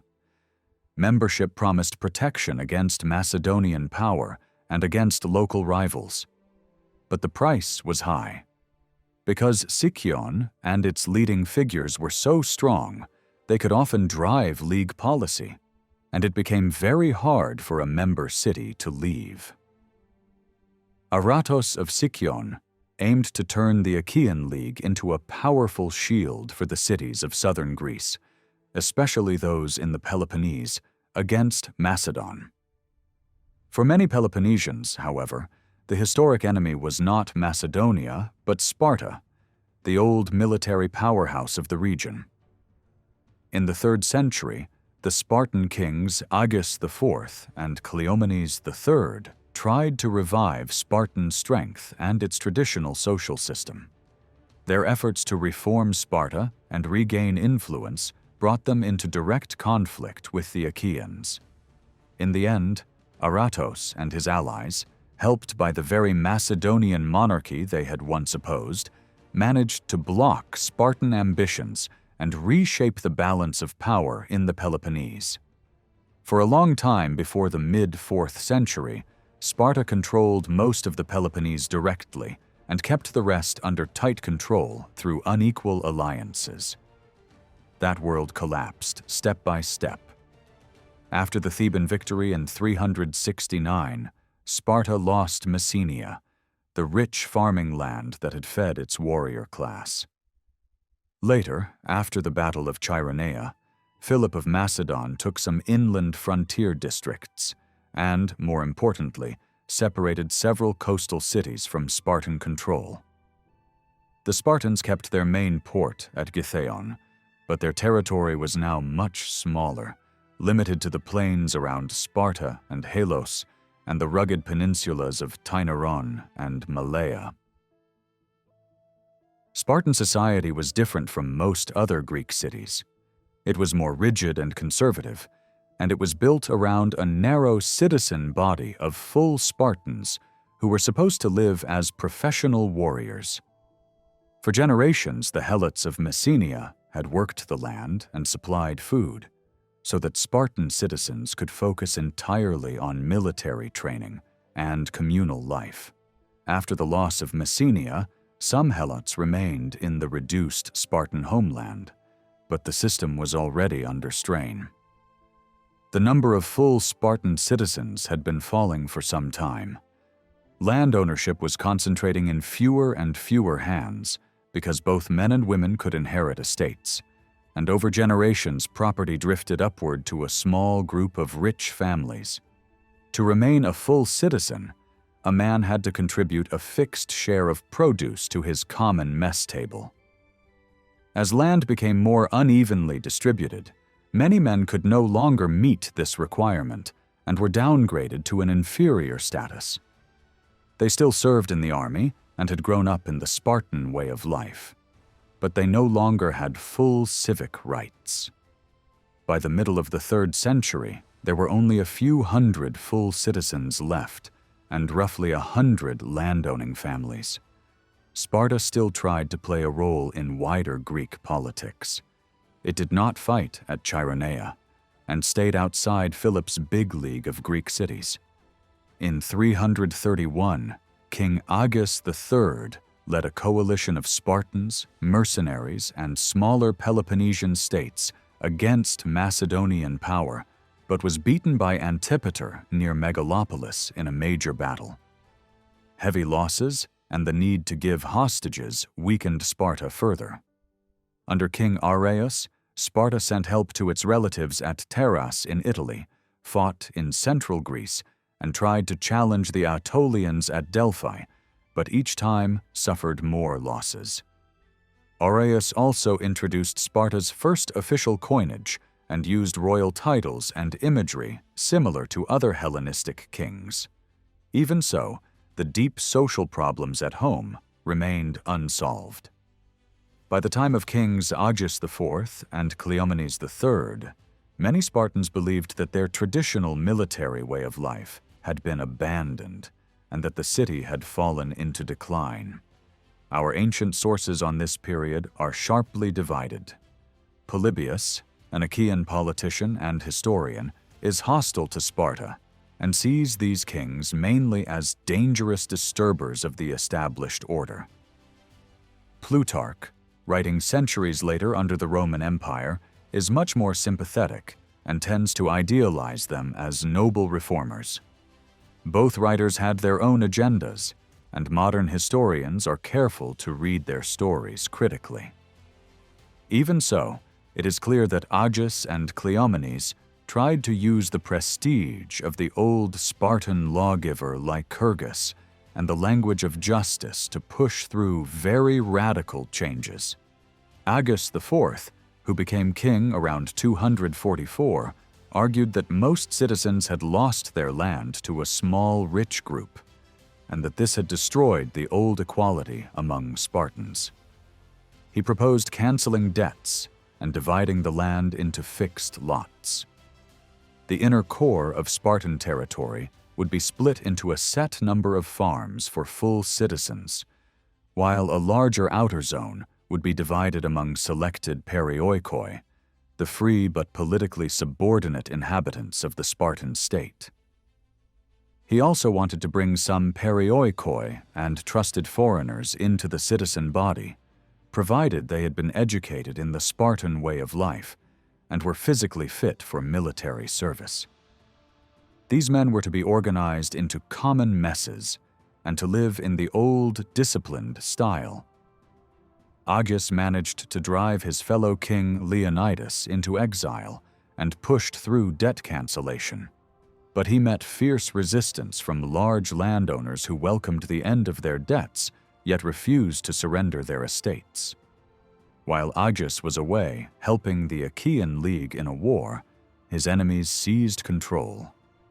When he returned, he was arrested and executed along with his mother and grandmother, who had supported his reforms and owned substantial property. Leonidas returned briefly, but his attempt to secure the future of his line by marrying Agis's widow Agiatis to his own son Cleomenes had unexpected results. Agiatis, according to later tradition, remained loyal to Agis's ideals and strongly influenced her new husband. Cleomenes was also guided by the Stoic philosopher Sphiros, who gave him an intellectual framework for radical change. When Cleomenes became king, the Achaean League tried to pressure Sparta into joining their federal state. Instead, Cleomenes accepted towns handed to him by the Aetolians and launched his own campaigns in the Peloponnese, which brought him into open conflict with Aratos, the leading Achaean politician. Around 227, Cleomenes made his decisive move. He invited a relative from the other royal family to share the kingship, and then struck at the ephors, the powerful board of magistrates who could block his reforms. 4 ephors were killed, and the office was abolished as a deviation from the true Lycurgan system. Cleomenes then announced measures similar to those of Agis. He canceled debts, redistributed land, and as a gesture of sincerity gave up his own estates to be shared out. He promoted selected perioikoi to citizenship, reorganized education and military training under Sphiros, and tried to restore a disciplined, militarized Spartan lifestyle. These changes gave him a larger and more loyal army and helped him win victories against the Achaean League and other neighbors. Plutarch describes a wave of unrest across the Peloponnese, claiming that many common citizens in other cities looked hopefully toward Cleomenes, expecting land redistribution and debt cancellation. He portrays an atmosphere in which many communities were close to revolt, and some leading men were angry with Aratos for inviting Macedonian intervention. Polybius, from the Achaean viewpoint, emphasizes instead that Cleomenes overthrew the traditional Spartan constitution and turned the dual kingship into a personal tyranny with expansionist aims. Even if his judgment is harsh, it is probably right that Cleomenes hoped to dominate the Peloponnese. That would have fitted the long Spartan tradition of regional hegemony. The situation became serious enough for the Macedonian king Antigonos Doson to intervene. Seeing both a threat and an opportunity, he brought an army into the Peloponnese. After some initial skirmishes, he met Cleomenes in a major battle at Seleucia in northern Laconia in 222. The Macedonian-led coalition defeated the Spartans, and for the first time in history, an enemy army captured Sparta itself. Antigonos reversed the reforms and, while claiming to restore the ancestral constitution, in fact abolished the kingship altogether. Cleomenes escaped to Egypt, where he sought help from the new Ptolemaic king. The Egyptian court, however, judged Antigonos to be too strong to challenge and refused to support a return to Sparta. Later, Cleomenes attempted a coup in Alexandria, failed, and took his own life. His followers were killed, and later writers dwelt on the courage of the Spartan women who died with them. For Plutarch, Cleomenes becomes the model of a virtuous king, a man whose character and supposed signs of divine favor turn him into a heroic figure. He tells a story about a snake coiling around Cleomenes' body after his death, which is presented as proof that the gods honored him. Polybius, although deeply hostile to his politics, still admits that Cleomenes had outstanding natural gifts and was made to lead. Both writers use him to reflect on fortune and the unpredictability of history. With slightly different timing, Cleomenes might have survived, because Antigonos died soon after his victory while dealing with threats elsewhere. Agis and Cleomenes did not create a modern-style social revolution, and they never intended to give full rights to the poor in general. Their reforms were aimed at those who were already part of the Spartan system or closely tied to it: full citizens, selected perioikoi, and a limited number of foreign allies. Only in a desperate moment did Cleomenes free thousands of helots and sell them citizenship in order to raise money and soldiers. Even so, their program was radical. For a short time, they altered landholding, citizen status, and the balance of power within their city. They tried to solve local problems that were also familiar in other Greek states, such as the concentration of land and exclusion from politics. Their talk of canceling debts and redistributing land sounded similar to slogans heard elsewhere, but in Sparta these demands were tied to the survival of a peculiar military way of life. The wider Greek elites were not mainly afraid of an uprising of a landless underclass. They feared that men like themselves, but backed by Sparta and using the language of reform, would overthrow them and take their place at the top of the system. For Achaean leaders, the threat was double. A powerful reformed Sparta might win followers in their own cities and also block their project of building a strong federal state. For Spartans, on the other hand, the Achaean League and Macedon were obstacles to the recovery of regional leadership. In the end, neither side can be condemned simply for selfishness. Each group was acting according to its own view of security and honor. Many probably believed that Macedonian power in the Peloponnese could never be permanent, and that the real prize was control of the region once the king's grip weakened. The Battle of Seleucia did not bring calm to the Peloponnese. Sparta stayed unstable. There was violent conflict inside the city. The kingship was abolished and then brought back, and the Macedonian king Philip IV stepped in more than once. New Spartan leaders like Lycurgos and then Machanidas tried to recover lost territory, but they gained and lost land repeatedly.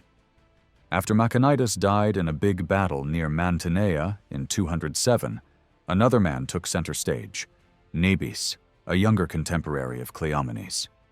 Nabis ruled from about 207 to 192 and made his own attempt to reshape Spartan society and politics. Like other Hellenistic rulers, he put his face on coins and kept a mercenary bodyguard. Unlike earlier, more austere Spartans, he used luxury, fine horses, and a grand palace to project royal power. Hostile sources from the Achaean side call him a tyrant, but part of that language reflects deep hatred of Sparta. Nabis freed and gave citizenship to some Helots, probably not all of them, and used them to strengthen his army and his base of support. He pushed Spartans, who had long despised trade, to take part in business and overseas commerce. Inscriptions from the trading island of Delos call him a benefactor, showing that he deliberately worked to make Sparta more active in the wider Greek economy. Around this time, Sparta finally built a full city wall, improved its water supply, expanded craft production, especially pottery, and even began to erect large private tombs for families, something the old classical Spartans would have found too showy. All of this suggests that by the end of the 3rd century, Sparta was turning into a more normal Greek city-state. Nabis also played a dangerous diplomatic game. He dealt with Rome, the new power in the Greek world, but he had earlier accepted control of Argos from Rome's enemy, Philip V of Macedon. After Philip was defeated by Rome, the Roman commander Flamininus wanted to impress his Greek allies, so he suddenly turned against Nabis and invaded Laconia under the slogan of freeing Argos. In Argos, Nabis had also canceled debts and redistributed land, not from pure idealism, but to secure support and strengthen his position. As before, opposition to him came mainly from those whose interests and friends were threatened. The result of Roman intervention was that Sparta lost much of its remaining surrounding territory of perioikoi communities. Nabis tried to win some of it back in 1935, but was assassinated. Soon after, the Achaean general Philopoemen, who had fought at Seleucia years earlier, forced Sparta into the Achaean League. By 192, Sparta's independent political role was effectively over, even if local tensions and unrest in the Peloponnese continued. While Sparta was being pulled into larger power struggles, Athens lived a very different story. A description from a writer later called Heraclides paints Athens as a place full of temples, festivals, philosophers, and good, if limited, food. This picture matches a city that had lost political power, but still lived on its cultural fame. Yet life in Attica was not always calm. During the wars connected with King Demetrios II of Macedon, festivals even in rural sanctuaries like Rhamnus were disrupted. The cult of earlier Macedonian kings in Athens was revived, showing that parts of the elite still tried to work with Macedonian power. But attacks by the Achaean League also caused suffering, and the fact that some Athenians celebrated too early when they thought Eratos, the Achaean leader, had died, suggests that many citizens disliked him and his raids. Athens finally recovered its freedom in 229. The Macedonian governor Diogenes handed back Piraeus, Salamis, and the fort at Rhamnus to the Athenians. Aratos later claimed a big role in this, but his importance was probably smaller than he said. After 33 years of direct Macedonian control over the city, and 66 years of occupation in Piraeus, the Athenians had strong reasons to rejoice. To keep this freedom, Athens officially adopted a policy of neutrality, although in practice it leaned toward Ptolemaic Egypt for protection. A historian from the Achaean side criticizes Athenian leaders like Euryclides and Mykion for flattering foreign kings, especially the Ptolemies, and for avoiding deeper involvement in Greek affairs. But from the Athenian viewpoint, neutrality and clever diplomacy were the safest way to survive between powerful neighbors. Athens backed this strategy with action. The Athenians strengthened the walls of the city and its countryside forts and sent envoys to negotiate with Macedon, hoping to get formal recognition of their liberty. At the same time, they showered Ptolemaic kings with religious honors.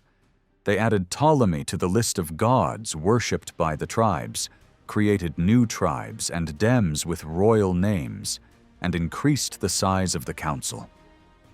These steps were both symbolic and practical. They advertised Athens as a loyal friend of Egypt and tried to deter any new Macedonian attack. For a time, this worked. Athens stayed out of the wars that Macedon and Rome fought in Greece in the early 2nd century, and even acted as a mediator. Neutrality, however, could not last forever. In 201, a clash with Acarnania, which was allied with Philip V, led to brutal raids on Attica with Macedonian support. Villages were burned and the countryside devastated. This tipped opinion in the city firmly against Macedon. Athens declared war on Philip, erased the Macedonian royal tribes from its civic structure, added curses on the Macedonians to public prayers, and banned Macedonians from Attic territory. At the same time, it honored Attilos of Pergamon, who was present in the city seeking allies, with a new tribe and dem named after him and his queen, and built a cult in his honor. The Athenians also sent envoys to Rome to ask for help. Roman support saved Athens from destruction. Roman and Pergamene troops helped break Macedonian attacks that reached as far as the academy outside the city walls. Once the fighting shifted towards central Greece, Athens slipped back into a more minor role among Rome's Greek friends. When Rome finally defeated Philip at the end of the Second Macedonian War and announced that the Greeks were to be free, the direct Macedonian threat to southern Greece disappeared. Throughout the rest of the 2nd century, Athens stayed loyal to Rome and probably became a formal ally. For about 100 years, the city enjoyed an unusual period of peace. Behind that calm lay a consistent political choice. Most of the active citizens, especially in the elite, believed that cooperation with Rome was the safest path. Meanwhile, Macedon itself experienced major internal and external changes. After Demetrios II's short and troubled reign, the capable Antigonos Doson acted as regent and then king, stabilizing the kingdom against northern and western enemies and leading the key campaign against Sparta that made Macedon the decisive power in the Peloponnese. When he died, the throne passed to the young Philip V.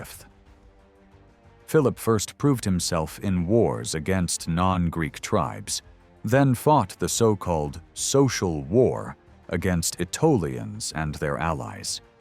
His attempts to project Macedonian power into the Adriatic and his alliance with Hannibal of Carthage drew Rome into direct conflict, leading to the First and Second Macedonian Wars. Philip lost both and had to accept harsh peace terms.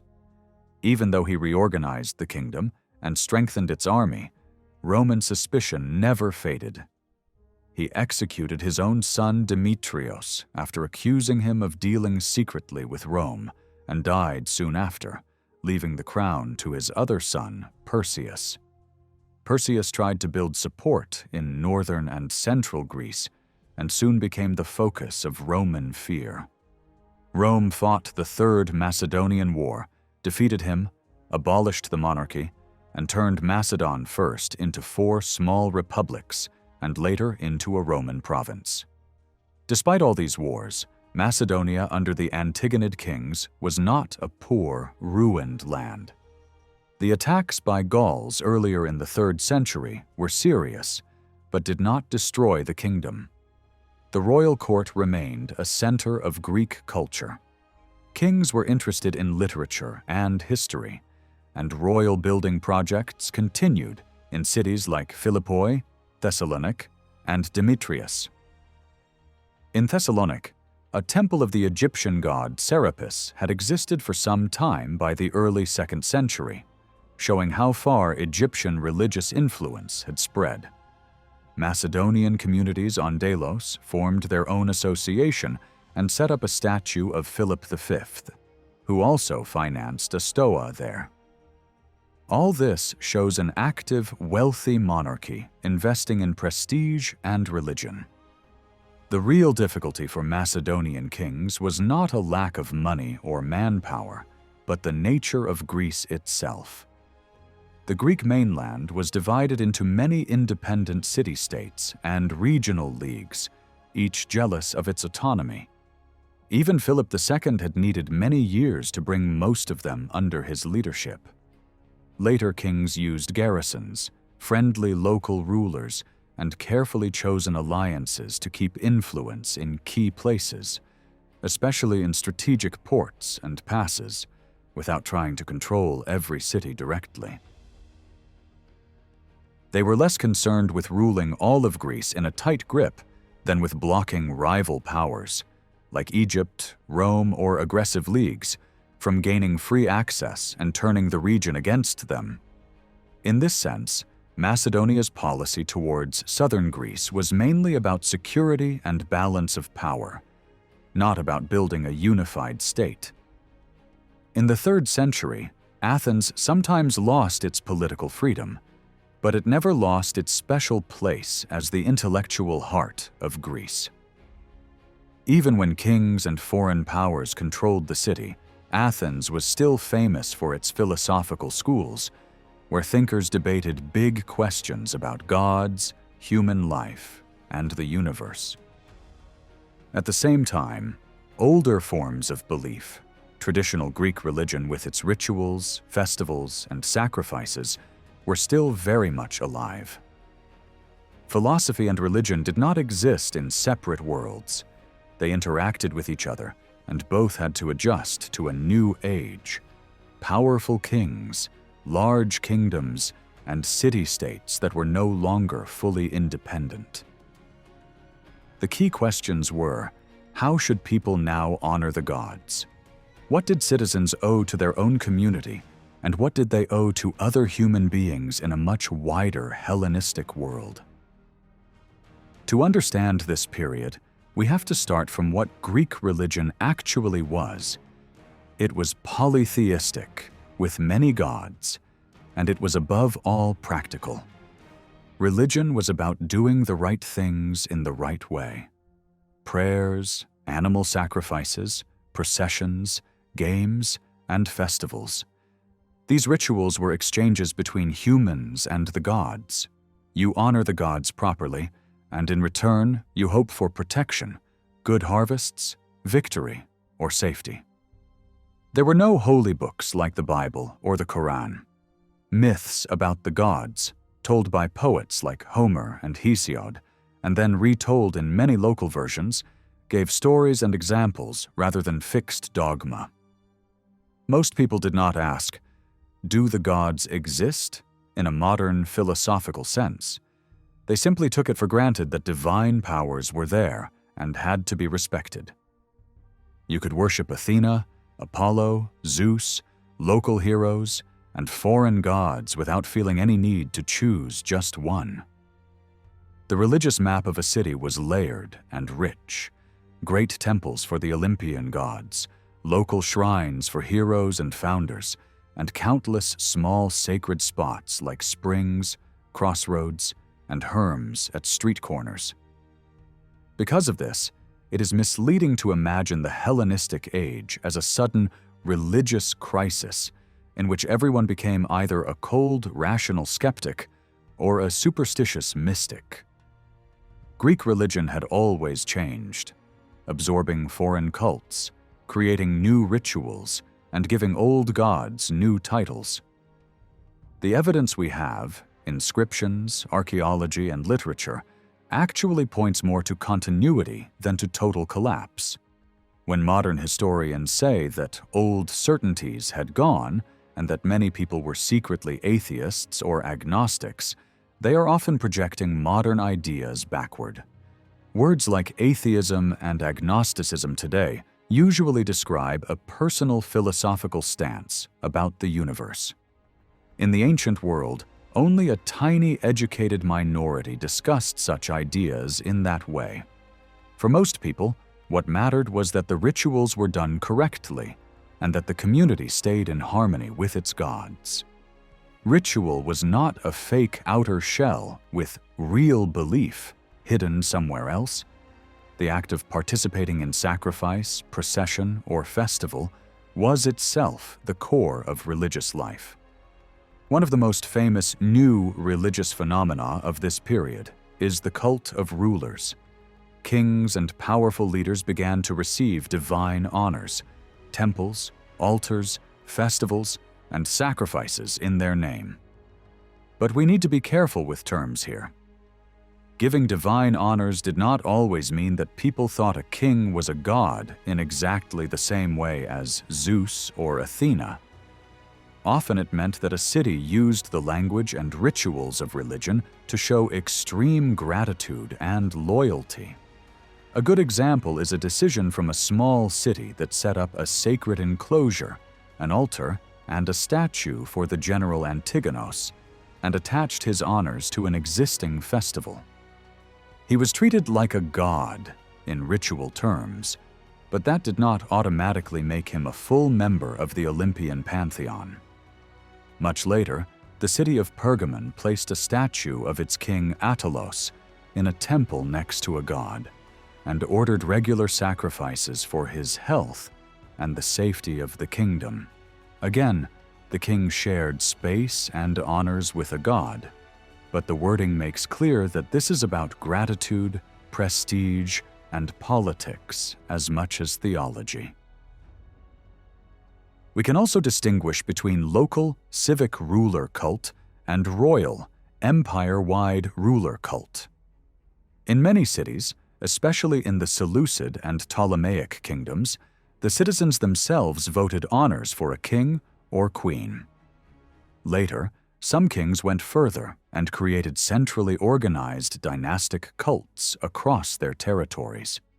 A famous example is Antiochus III, who ordered that in every district of his kingdom there should be chief priestesses of his queen, Laodice, matching the chief priests of his own family's cult. Their names were to be mentioned in official contracts, and they wore golden crowns with the queen's image.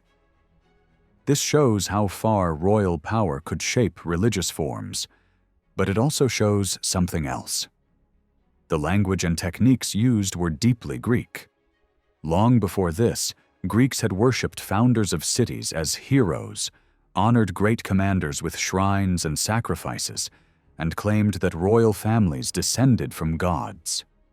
In many ways, ruler cult was an extension of old practices, adapted to a world of big monarchies. Opposition to these developments existed, but it was usually aimed at particular rulers, not at the idea of divine honors itself. Some Athenians complained that sacrifices were being given to men, while old gods were being neglected. But they were mainly angry at the political situation and the behavior of certain kings. Alexander the Great had already pushed the boundaries by asking for prostration in his court and accepting a semi-divine status as son of Zeus. But after his death, proper official deification of kings came more slowly. The Ptolemies in Egypt went the furthest. Ptolemy II made his dead father Ptolemy I and his mother Berenike into savior gods, and founded a huge festival in their honor. Later, he and his sister wife, Arsinoe, were worshipped together with Alexander as sibling gods. In Egypt, this royal cult also connected with older pharaonic traditions of king worship, so the local population could understand it within their own religious framework. Athens provides a telling example of how politics, religion, and flattery came together. When Antigonos and his son Demetrios liberated the city in the early 3rd century, the Athenians gave them the cult title saviors, a title also used for gods. Later, when Demetrios entered Athens during the Eleusinian Mysteries, he was greeted with hymns that praised him almost as a living god. One surviving hymn calls him the child of Poseidon and Aphrodite, says that other gods are absent or do not listen, and that Demetrios alone is present and real. At first sight, this sounds like religious collapse. The poet seems to say the traditional gods are useless or fake. But if we look more closely, the hymn still speaks in the language of traditional religion. It assumes the existence of many divine beings. It simply suggests that some are distant or inactive, and that one special figure, Demetrios, is the one who currently hears the city's prayers. The real point of the hymn is political. It begs Demetrios to save the Greeks from the Aetolians, who were threatening Delphi and other cities. Far from being a pure expression of atheism, it is a clever piece of propaganda that uses religious language to secure military help. So when we talk about religion and philosophy in the Hellenistic age, we should picture a world of adjustment and adaptation, not total breakdown. Philosophers in Athens continued to argue about the nature of the gods and the best life for humans. City-states continued to sacrifice, celebrate festivals, and honor their traditional deities. New elements, royal cults, foreign gods, savior figures, were added into this religious landscape, often to solve very practical problems: gaining protection, expressing loyalty, or holding a community together. For ancient participants, these rituals and honors were not empty gestures. They were meaningful ways to negotiate power, identity, and hope in a changing Greek world. Some people argue that, in the Hellenistic age, ordinary people still believed in the gods, while the educated elite secretly leaned toward atheism and only used religion to control the masses. A famous story often used to support this idea is the story of Eumenes and the empty throne of Alexander. Eumenes, a non-Macedonian general, was afraid that the Macedonian officers would not follow him. He claimed that Alexander had appeared to him in a dream and ordered that a special tent and a throne should be set up, so that Alexander would be present at their councils. The commanders then sacrificed to Alexander and bowed before the empty throne. Later, writers call this superstition and suggest that the officers were naive. But it is unlikely that veterans who had served with Alexander were more foolish than Eumenes himself. A better reading is that both sides naturally accepted that Alexander had some kind of divine status or special favor from the gods. In a world where heroic kings claimed divine support and acted on a scale far beyond the old city-state leaders, it was easy to believe that such men were close to the divine. This helps explain why kings could use existing Greek religious forms to strengthen their rule. They could be honored with temples, statues, festivals, and sacrifices, just like gods and heroes. But we should not imagine this only as cold political propaganda, nor should we say it came only from below, as if desperate worshippers had lost faith in the old city gods. When a city decided to set up a cult for a ruler, we should assume that it had real meaning for those involved. Religious language and ritual were part of how communities expressed gratitude, loyalty, identity, and hope. In some places, such as Pergamon and Macedonia in the 3rd century, there was actually no fully organized royal ruler cult.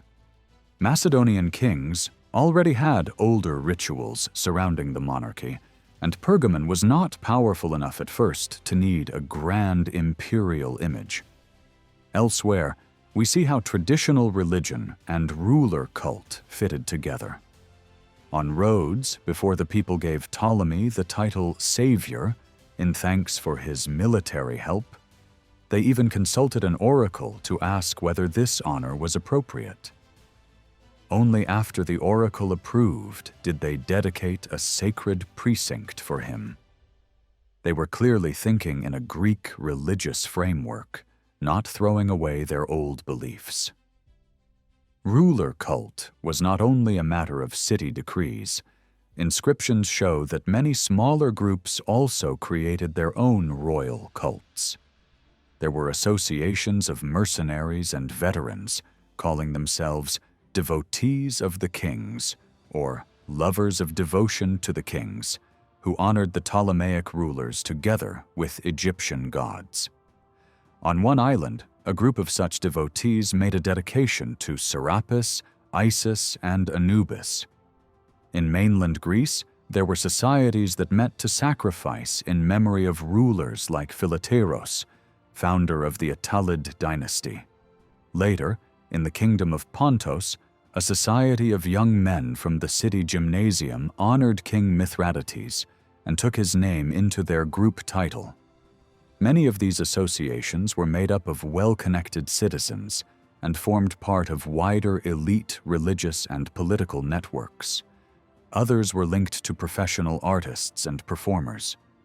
The traveling actors and musicians who worked under the protection of the god Dionysos formed powerful guilds.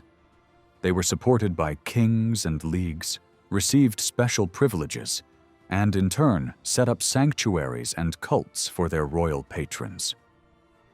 All of this shows that religious forms, including ruler cult, were deeply woven into social life, politics, and patronage. At the same time, many older cults became more visible and more elaborate. Healing gods like Asclepios were especially popular. His great sanctuaries received new buildings and decorations in the Hellenistic period. At Athens, his sanctuary gained a huge stoa. At Kos, the Asclepieion grew into a large complex with temples, halls, fountains, and monumental stairways supported by rich donors. Inscriptions from another famous Asclepieion record, miracle cures. A woman pregnant for years giving birth after sleeping in the sanctuary. A man with paralyzed fingers suddenly healed after a dream. A skeptical worshiper punished for doubting the god and then cured.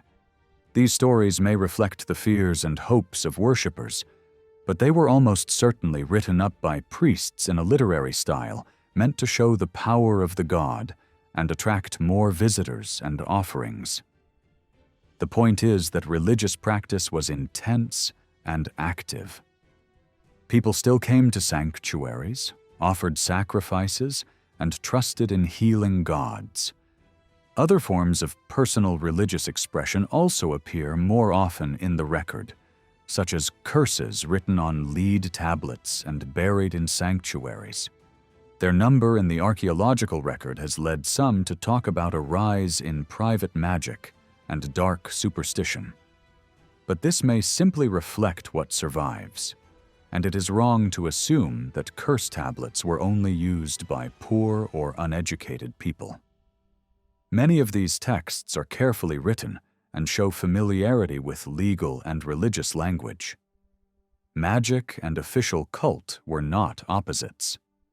People who took part in public festivals and sacrifices might also turn to private curses or protective spells when they faced personal disputes, love affairs, or court cases. Religious life was not split into two worlds. It was a continuous spectrum of practices, from great public rituals to small private acts. Alongside this strengthening of older cults, the Hellenistic period also saw the spread of gods from Egypt and the Near East into the Greek world. These cults are sometimes grouped together as Oriental cults, but this label is too simple. They came from many different cultures and cities and were reshaped as they entered Greek communities.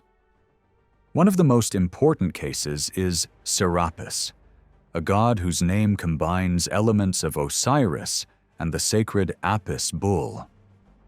Serapis was worshipped in Egypt already before the Ptolemies, but under Greek and Macedonian influence, his cult took on new, more Greek forms, with human-shaped statues and Greek-style temples. He spread widely, helped by Egyptian soldiers and traders who traveled with the Hellenistic armies and fleets. Serapis, like Asclepios, was a healing god who spoke to worshippers in dreams. His great sanctuary near Alexandria drew crowds of visitors, including rich and educated men who hoped for cures and visions.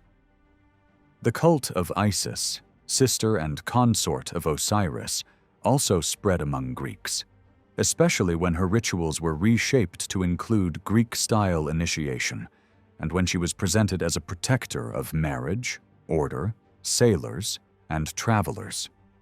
Other powerful goddesses, such as Atargatis from Syria and Kybele, the Great Mother from Phrygia, also became popular. They promised protection, fertility, and healing, and their worship often involved intense music, processions, and dramatic rituals. These goddesses did not replace Greek deities like Demeter or Aphrodite. Instead, they were added into the religious world alongside them, sometimes blended together through syncretism, where a foreign goddess was identified with a Greek one. A good place to see this mixing in action is Delos, a small island that became a major trading hub. There, archaeologists have found shrines to Serapis, Isis, Anubis, Harpocrates, the Syrian goddess Atargatis, the gods of coastal cities in the Levant, Phrygian Kybele, and even a likely synagogue of the Jewish community. Many of these sanctuaries are built in pure Greek architectural style, even when the gods have foreign names. Their cult organizations include priests from Syria, Egypt, and Greece, as well as local worshippers who joined associations in honor of these gods. Inscriptions show that the same people might honor Greek gods, Egyptian gods, and Syrian gods without feeling any conflict. All this does not prove that the old religion of the city-state was dying. On the contrary, it shows how flexible and inclusive Greek religion remained. New gods did not arrive to fill an empty space left by failing belief, but were welcomed into an already rich landscape of cults. The spread of healing cults, mystery cults, and foreign gods suggests not collapse, but growth and diversification. People wanted contact with divine powers who could help them in practical ways, guide them in crisis, or give them a sense of belonging in a larger world. They did not abandon Zeus, Athena, or Apollo. They simply added Serapis, Isis, Kybele, the Syrian goddess, and others to their spiritual tools. The same man might attend a polis festival, sleep in a healing sanctuary, join a ruler cult procession, and pay his respects at a foreign shrine in a port city. In this sense, the Hellenistic period was not an age of simple disbelief or blind superstition, but a time of intense and varied religious activity, where old and new forms lived side by side and gave people many different ways to relate to the divine. In the Hellenistic world, some people claim that ordinary people still believed deeply in the gods, while educated elites secretly stopped believing and only used religion to control others. A famous story often used to support this idea is the story of Eumenes and the empty throne of Alexander. Eumenes was worried that Macedonian commanders would not obey him because he was not a Macedonian. He said that Alexander appeared to him in a dream and ordered that a special tent and throne should be set up so that Alexander would be present at their councils and guide them. The officers then sacrificed to Alexander and bowed in front of the empty throne as if he were there. Later, writers describe these men as superstitious and gullible. But it is hard to believe that tough generals who had campaigned for years were naive fools. It makes more sense to think that both Eumenes and the officers naturally accepted that Alexander had some kind of divine support or divine favor. In a world of great kings, whose achievements were far bigger than those of normal city leaders, it seemed reasonable to think that such rulers were close to the gods. This helps explain why kings could use familiar Greek religious forms to support their authority.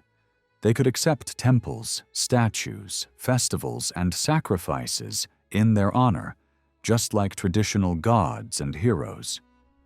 We should not see this simply as cold propaganda from above, or as blind desperation from below. When a city set up a cult for a king, that decision had real religious meaning for the people involved. In some places, such as Pergamon and Macedonia in the 3rd century, there was no full royal ruler cult at all. Macedonian kings already had an older ritual framework, and Pergamon had not yet built a large empire. Elsewhere, traditional religion and ruler cult worked together. On Rhodes, for example, the people wanted to thank Ptolemy for saving them in war. Before they called him savior and gave him a special sacred enclosure, they asked advice from an oracle. Only after the oracle agreed did they proceed. They were using the language and habits of Greek religion, not throwing them away. Ruler cult wasn't limited to official city decrees. Many smaller groups also created their own forms of worship for kings. There were associations of soldiers and veterans who described themselves as devotees of kings, or lovers of those devoted to kings, and who honored the Ptolemaic rulers together with Egyptian gods. In one town, such a group dedicated offerings to Serapis, Isis, and Anubis.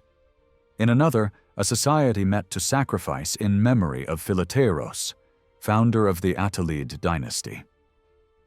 Later, in the kingdom of Pontos, young men from the gymnasium formed a group named after King Mithridates as a way of honoring him. These associations were often made up of wealthy and educated citizens and acted inside wider social and political networks. Others were linked to professional performers. The traveling actors and musicians who served the god Dionysos formed strong guilds. They received support from kings and leagues of cities, and in return, they set up sanctuaries and cults for their royal patrons. All this shows that religious forms, including ruler cult, were deeply woven into civic life, politics, and patronage, rather than simply being tricks played on simple believers. At the same time, older cults remained powerful and in some cases even more active. Healing gods like Asclepios became especially visible. His great sanctuaries gained new buildings and decorations. At Athens, his sanctuary received a huge stoa. At Kos, the Asclepieion was expanded with temples, halls, fountains, and monumental stairs, funded by rich donors. Inscriptions from Epidaurus describe miracle cures. A woman pregnant for many years suddenly gives birth after sleeping in the sanctuary. A man with paralyzed fingers is healed after a dream. A skeptical visitor is punished for doubting the god, and then cured. These stories may reflect the hopes and fears of real worshippers, but they were almost certainly shaped by priests who wanted to show the power of the god and attract more visitors and offerings. They show that religious practice was intense and public, not fading away. New cults from Egypt and the Near East also spread widely into Greek cities. These gods are sometimes called Oriental cults, but they came from many different cultures and were reshaped as they entered Greek life. One of the most important was Serapis, whose worship existed in Egypt already, but now took on more Greek forms, with human-shaped statues and Greek-style temples. Serapis, like Asclepios, was a healing god who spoke to his followers in dreams and offered personal help. The cult of Isis, sister and consort of Osiris, also became popular. She was presented as a protector of marriage, sailors and travelers, and as a bringer of order and civilization. Other powerful goddesses, such as Atargatis from Syria and Cybele, the Great Mother from Phrygia, promised fertility, healing, and protection, and their worship included dramatic music and processions. These deities did not replace Greek gods like Demeter or Aphrodite. Instead, they were added to the religious world, often blended with Greek figures through identification and shared titles. A good example of this mixing is Delos, a small island that became a huge trading center. There, archaeologists have found shrines to Serapis, Isis, Anubis, and Harpocrates, to the Syrian goddess, to the gods of coastal cities in the Levant, to Cybele, and probably Attis, and even a likely synagogue used by a Jewish community. Many of these sanctuaries look completely Greek in their architecture, even when the gods have foreign names. Inscriptions show that priests came from Egypt, Syria, and Greece, and that local people joined associations devoted to these gods. The same individual might honor Greek gods at one shrine, Egyptian gods at another, and Syrian gods at a third. There was no sense that this was a problem. The new cults did not arise because the old religion was collapsing. They show that religious demand was strong, and that people wanted more ways to seek help, meaning, and identity. Historians often focus on the figure of Tyche, or fortune, as if she summed up the spirit of the age. The Greek word could mean blind chance, or an active cosmic power. Writers sometimes spoke of Tyche as a goddess, and even as a ruler over gods and men. Philosophers and historians tried to define this idea, and some, like the statesman Demetrios of Phaleron, used it to explain sudden changes in history, such as the fall of Persia and rise of Macedonia. Polybios said that the Romans could not have conquered without the help of fortune, and used Tyche to describe the unpredictable element in war. At the same time, he never fully decided whether Tyche was a real guiding force or just a convenient way to talk about luck. Actual cults of Tyche, however, were limited. She had some sanctuaries and received sacrifices in a few places, but there is no evidence for a mass movement centered on her. It is therefore misleading to treat Tyche as a symbol of collapse or chaos in Hellenistic religion. She was one important concept among many, not the heart of the religious world. Olympian religion was not disappearing. Major new temples to the traditional gods were rarer, but that does not mean worship was weak. Rulers still claimed close ties to Zeus, Apollo, Athena, Dionysus, and other Olympians, and cities continued to regulate their rituals in detail. Manumission records from Delphi show slaves being freed in front of Apollo. Calendars of sacrifices were carved in stone. Traditional cult associations recorded their business in the same style as earlier centuries. If anything, inscriptions about cults increased, and new sanctuaries appeared, especially for healing and universal gods such as Asclepios and Dionysos, and for Egyptian deities. The new cults broadened the religious menu without forcing people to abandon their old loyalties. A single person might attend a festival of Athena, sleep in the sanctuary of Asclepios for a cure, take part in a procession for Serapis, and show respect to a king honored as a benefactor. For the elite, religion remained a key tool for expressing status, forming alliances, and shaping public life. For ordinary worshippers, practical piety continued through sacrifice, prayer, offerings, and small acts of magic or protection. Athens also remained the main center of Greek philosophy. Even though Alexandria became the leading center for literature and science under the Ptolemies, philosophical teaching in Athens continued with the Academy of Plato and the Lyceum of Aristotle. There were some interruptions, such as hostility to philosophers after the fall of Demetrios of Phaleron, but the city kept its role. Later, other places like Rhodes also gained reputations for philosophy. The older schools, the Academy and the Lyceum, produced less new thinking after Plato and Aristotle, and new movements like Stoicism and Epicureanism attracted more attention. At the same time, skepticism developed, first under figures like Pyrrho, and later within the Academy under Arcesilaus and Carneades. Skeptic philosophers argued that humans can never reach absolute certainty. They said we should suspend judgment about the true nature of things and be careful about what we claim to know. The aim was not despair, but peace of mind.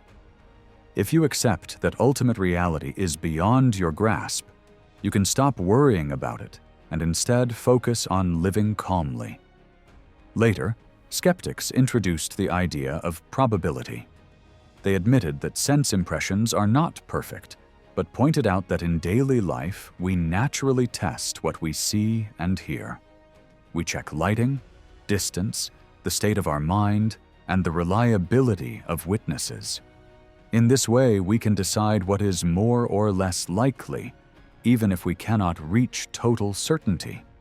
Skepticism, like other philosophies of the time, tried to give educated people tools for living and for handling anxiety, rather than building grand systems about the whole cosmos. The political background mattered. The old city-state world had changed. Kings and large leagues of cities now dominated Greek politics. Local elites still held offices and took part in debates, but their power and ambitions had to adapt. They now dealt with royal courts, interstate diplomacy, and complex networks of patronage. It is therefore not surprising that philosophic schools focused on ethics, personal conduct, and inner tranquility. People wanted guidance on how to live well in a world where external events seemed unpredictable and where individual control over big decisions was limited. In this atmosphere, Epicureanism offered one influential answer. Epicurus, born on Samos in 341 before being forced to move to Athens, developed a philosophy that put the absence of pain and disturbance at the center of happiness. He said that pleasure, properly understood, is not endless feasting, sex, or luxury, but a calm state in which the body is free from pain and the mind is free from fear. According to him, reasoned thinking is the path to this state. People should examine their desires, choose only what is necessary and natural, and avoid ambitions that create anxiety. He used an atomic view of the universe, teaching that everything is made of tiny particles moving in the void, and that even the soul is material and dissolves at death. The gods may exist, but they live far away, perfectly calm, and do not interfere in human affairs. Death is nothing to fear, because when death comes, we no longer exist to feel anything. Epicurus was often attacked as a hedonist who encouraged a life of self-indulgence, But this is a distortion. He criticized politics and public ambition not because he wanted laziness, but because he believed they create fear, jealousy, and conflict. He advised his followers to keep a low profile, live modestly, and cultivate friendship and inner peace. His school was based in a house and garden outside the main city, and the community that formed there was famous. It included women and slaves as well as free men, which was unusual in Greek philosophy. They held commemorations for Epicurus and his leading followers, had their own practices and shared meals, and kept the school going for generations. Some later writers claim that Epicureanism was never fully respectable, and that Stoicism later became more popular, especially under the Roman emperors. But this judgment mostly reflects the view of rival philosophers. In reality, many Epicureans were well-connected and wealthy. Roman elites like Lucretius wrote long works to spread Epicurus ideas. At one royal court, Epicureanism was even favored officially. The choice to withdraw from politics and seek tranquility was not a poor person's option. Only people with some security and property could afford to step back from public life. At the same time, the Epicurean way of life was not idle. It required a stable community, shared values, and the desire to improve oneself through study and discussion. Compared to some forms of Stoicism, Epicureanism gave less moral support to rulers and powerful men who wanted to justify their authority. Stoic ideas about duty, order, and natural law could be used to defend strong leadership and empire. Epicurean ideas pointed more toward limiting desires and avoiding domination.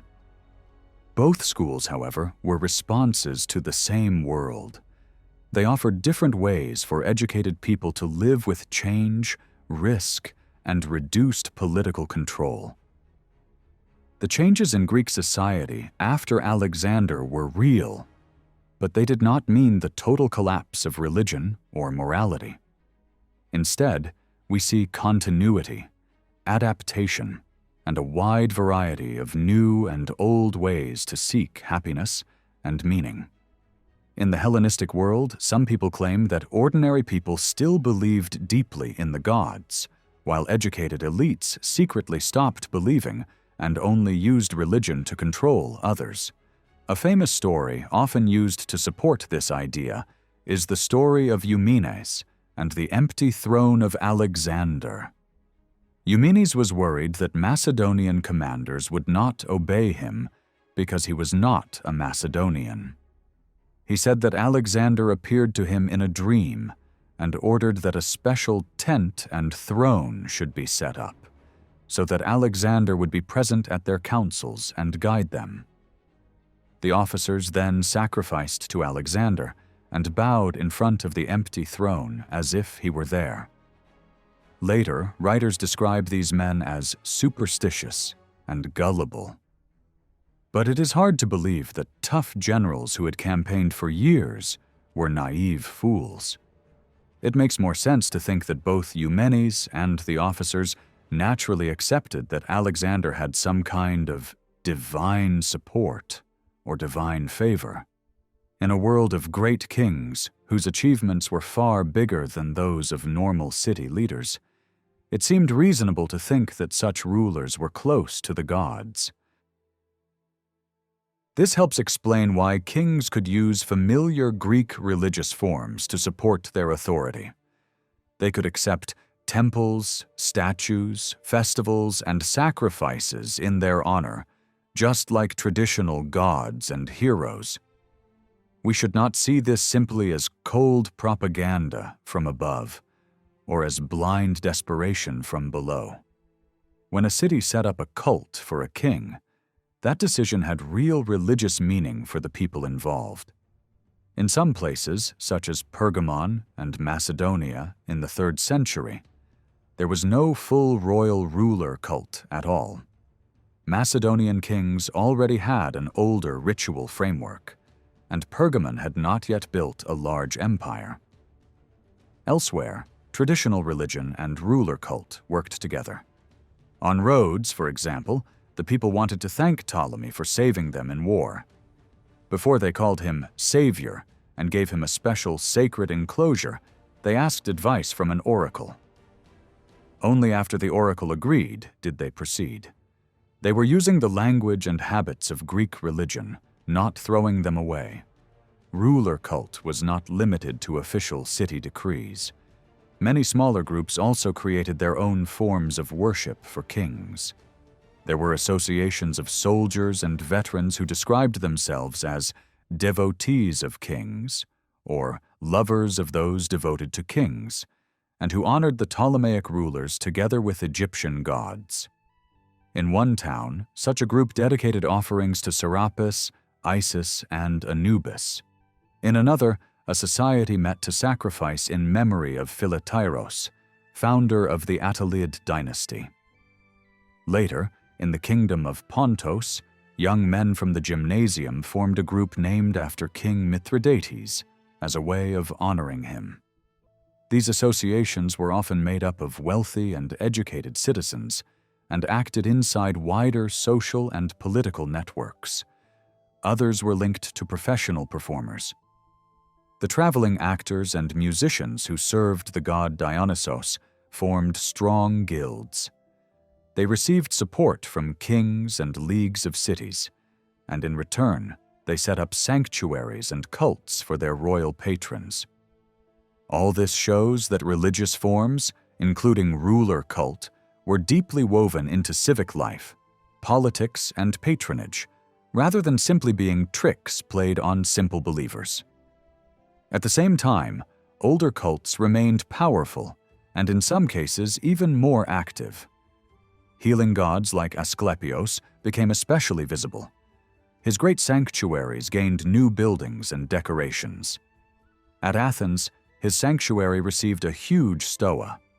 At Kos, the Asclepieion was expanded with temples, halls, fountains, and monumental stairs, funded by rich donors. Inscriptions from Epidaurus describe miracle cures. A woman pregnant for many years suddenly gives birth after sleeping in the sanctuary. A man with paralyzed fingers is healed after a dream. A skeptical visitor is punished for doubting the god, and then cured. These stories may reflect the hopes and fears of real worshippers, but they were almost certainly shaped by priests who wanted to show the power of the god and attract more visitors and offerings. They showed that religious practice was intense and public, not fading away. New cults from Egypt and the Near East also spread widely into Greek cities. These gods are sometimes called Oriental cults, but they came from many different cultures and were reshaped as they entered Greek life. One of the most important was Serapis, whose worship existed in Egypt already, but now took on more Greek forms, with human-shaped statues and Greek-style temples. Serapis, like Asclepios, was a healing god who spoke to his followers in dreams and offered personal help. The cult of Isis, sister and consort of Osiris, also became popular. She was presented as a protector of marriage, sailors and travelers, and as a bringer of order and civilization. Other powerful goddesses, such as Atargatis from Syria and Cybele, the Great Mother from Phrygia, promised fertility, healing, and protection, and their worship included dramatic music and processions. These deities did not replace Greek gods like Demeter or Aphrodite. Instead, they were added to the religious world, often blended with Greek figures through identification and shared titles. A good example of this mixing is Delos, a small island that became a huge trading center. There, archaeologists have found shrines to Serapis, Isis, Anubis, and Harpocrates, to the Syrian goddess, to the gods of coastal cities in the Levant, to Cybele, and probably Attis, and even a likely synagogue used by a Jewish community. Many of these sanctuaries look completely Greek in their architecture, even when the gods have foreign names. Inscriptions show that priests came from Egypt, Syria, and Greece, and that local people joined associations devoted to these gods. The same individual might honor Greek gods at one shrine, Egyptian gods at another, and Syrian gods at a third. There was no sense that this was a problem. The new cults did not arise because the old religion was collapsing. They show that religious demand was strong and that people wanted more ways to seek help, meaning, and identity. Historians often focus on the figure of Tyche, or Fortune, as if she summed up the spirit of the age. The Greek word could mean blind chance or an active cosmic power. Writers sometimes spoke of Tyche as a goddess and even as a ruler over gods and men. Philosophers and historians tried to define this idea, and some, like the statesman Demetrios of Phaleron, used it to explain sudden changes in history, such as the fall of Persia and rise of Macedonia. Polybios said that the Romans could not have conquered without the help of fortune, and used Tyche to describe the unpredictable element in war. At the same time, he never fully decided whether Tyche was a real guiding force or just a convenient way to talk about luck. Actual cults of Tyche, however, were limited. She had some sanctuaries and received sacrifices in a few places, but there is no evidence for a mass movement centered on her. It is therefore misleading to treat Tyche as a symbol of collapse or chaos in Hellenistic religion. She was one important concept among many, not the heart of the religious world. Olympian religion was not disappearing. Major new temples to the traditional gods were rarer, but that does not mean worship was weak. Rulers still claimed close ties to Zeus, Apollo, Athena, Dionysos, and other Olympians, and cities continued to regulate their rituals in detail. Manumission records from Delphi show slaves being freed in front of Apollo. Calendars of sacrifices were carved in stone. Traditional cult associations recorded their business in the same style as earlier centuries.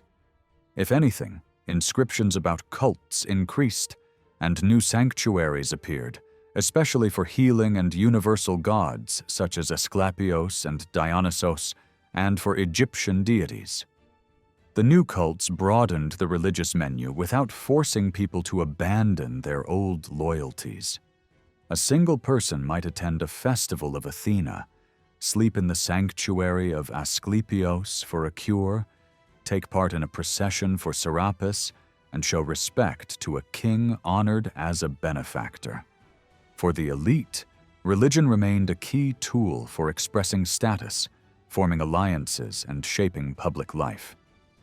For ordinary worshippers, practical piety continued through sacrifice, prayer, offerings, and small acts of magic or protection.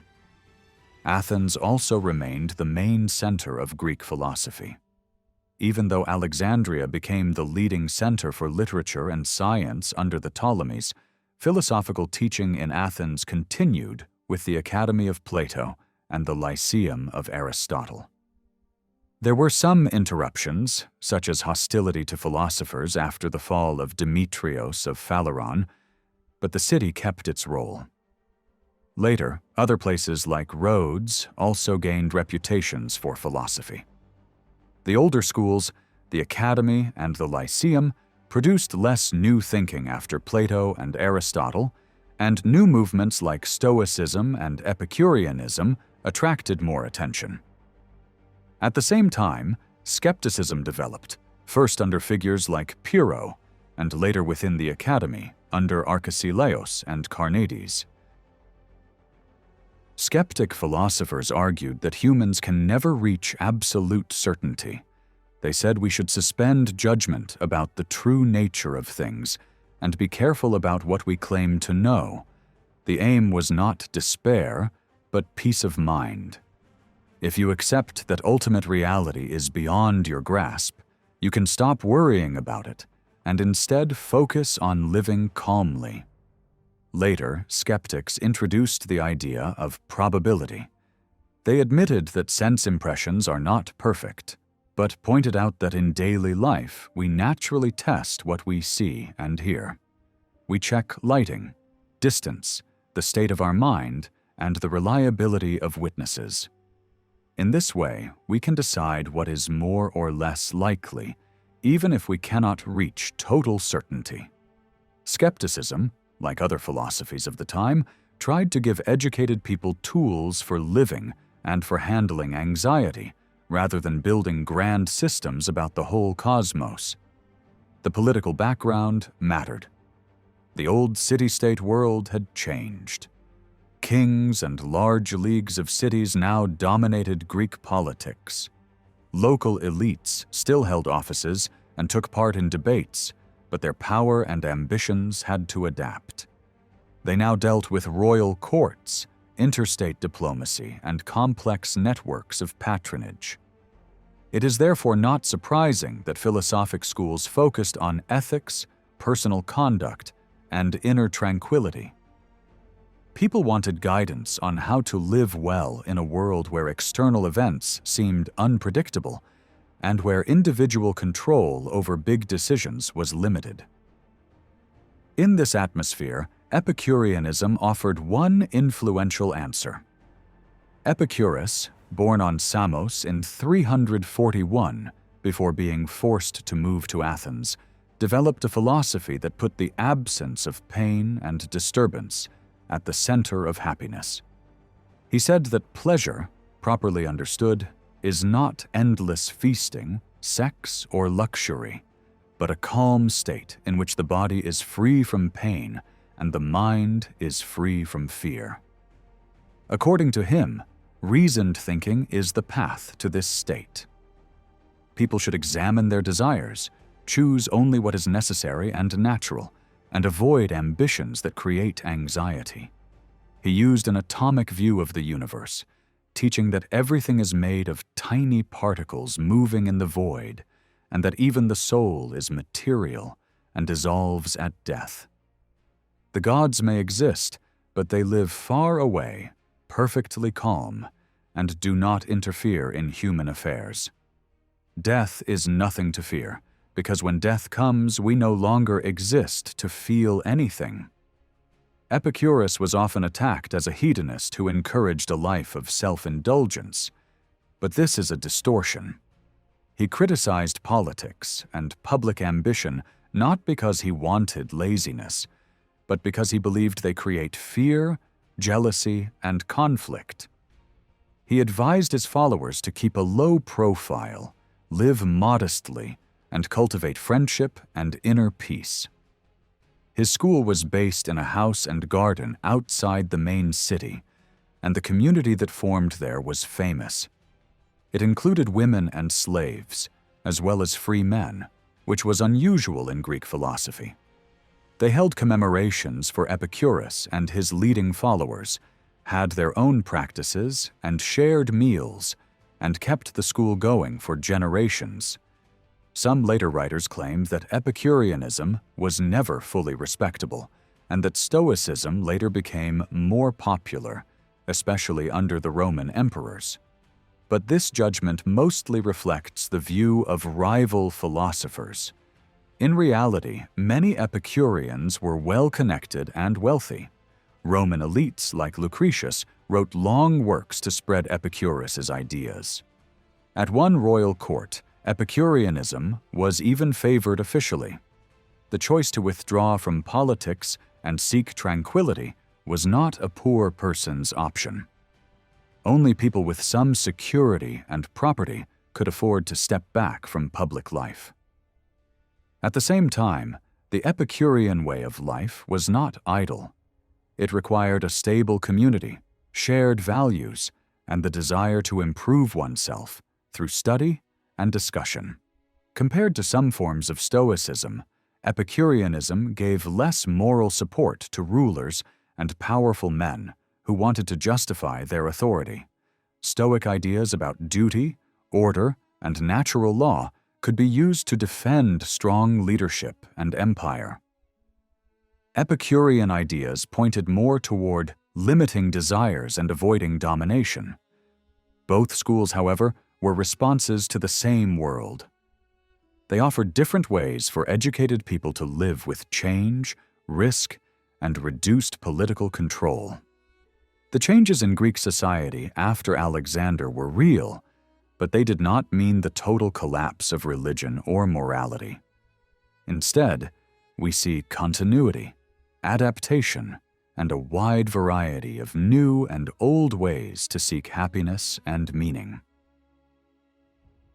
When we talk about Stoicism in the Hellenistic age, we should remember that it did not appear from nowhere. It grew out of a rougher and less respectable current of thought called Cynicism. Cynicism was not an organized school, but a style of life and criticism. Its most famous figure was Diogenes of Sinope, who rejected normal social rules, tried to live with almost no possessions, and attacked polite behavior and luxury. Later writers tell many stories about him. In one famous scene, Alexander the Great offers to grant him any wish, and Diogenes simply says, "Move out of my sunlight." Whether the stories are true or not, they show the image of a man who uses sharp jokes to expose pride, wealth, and power as empty. Diogenes' ideas were continued by his pupil, Crates of Thebes, who wrote poems attacking rich people and excess. Crates then taught Zeno, the future founder of Stoicism. Ancient writers probably exaggerated how much cynicism shaped Stoicism, but it is clear that Zeno first learned to criticize the social order through Cynic ideas. In the 3rd century, we find other Cynic writers like Kyrkidas of Megalopolis, who wrote hard-hitting verses against greed and corrupt lenders, and who hinted that divine justice would one day catch arrogant rulers, including the Macedonians. Even so, his poems were full of literary parody and references to older authors, which suggests that his main audience was educated and wealthy, not the poor masses. Many Cynic and satirical texts look like this. They feel radical on the surface, but they are performed and read in elite settings such as dinner parties and gymnasia. Other Cynic-style authors wrote moral talks called diatribae, speeches about how to live, often mixing humor and criticism. Some, like Menippos of Gadara, mocked other philosophers as well. Later, Roman satirists copied this style. Writers like Sotades attacked powerful kings with filthy and shocking lines, including jokes about the royal family's marriages. Ancient sources say he was punished, but they disagree on how, so even here, it is hard to know if we are seeing serious persecution or the normal rough humor of the time. In any case, these works survived because they were copied by scholars and educated readers. The picture that emerges is not a great popular movement rising from below, but a stream of sharp, critical writing inside elite culture. From this background, we can better understand Zeno of Citium, the founder of Stoicism. Zeno studied with Cynics, but also with other philosophers in Athens, including the head of the Megarian school and the head of Plato's academy. When he developed his own ideas, he began teaching in the Painted Stoa in Athens, which gave Stoicism its name. Ancient summaries say that Zeno taught that the only true good is right action. Everything else, such as wealth, health, or reputation, is neither truly good nor truly bad in itself. The universe is governed by reason, and the wise person lives in harmony with this rational order. If someone really lives in this way, they can remain inwardly happy even in suffering. These are the basic ideas that later Stoics developed over centuries. Zeno's most daring work was a text usually called the Constitution, where he imagined an ideal human community according to nature. He rejected traditional education, questioned normal family structures, and suggested that many institutions of the Greek city, such as law courts, gymnasia, and even temples, were unnecessary in a truly wise society. He imagined men and women dressing alike, bodies not hidden by shame, and personal relationships governed only by virtue. This was not a practical political program. It was a thought experiment that used Cynic-style criticism to strip away convention and ask what a rational community would look like. Zeno's ideas clearly drew on earlier philosophers, but they also spoke to his own age and to Athenians who listened to him. Zeno's early Stoicism encouraged engagement in public life, not retreat. It offered a way for educated citizens to think about justice, law, and duty in a world where city-states now lived under the shadow of large kingdoms.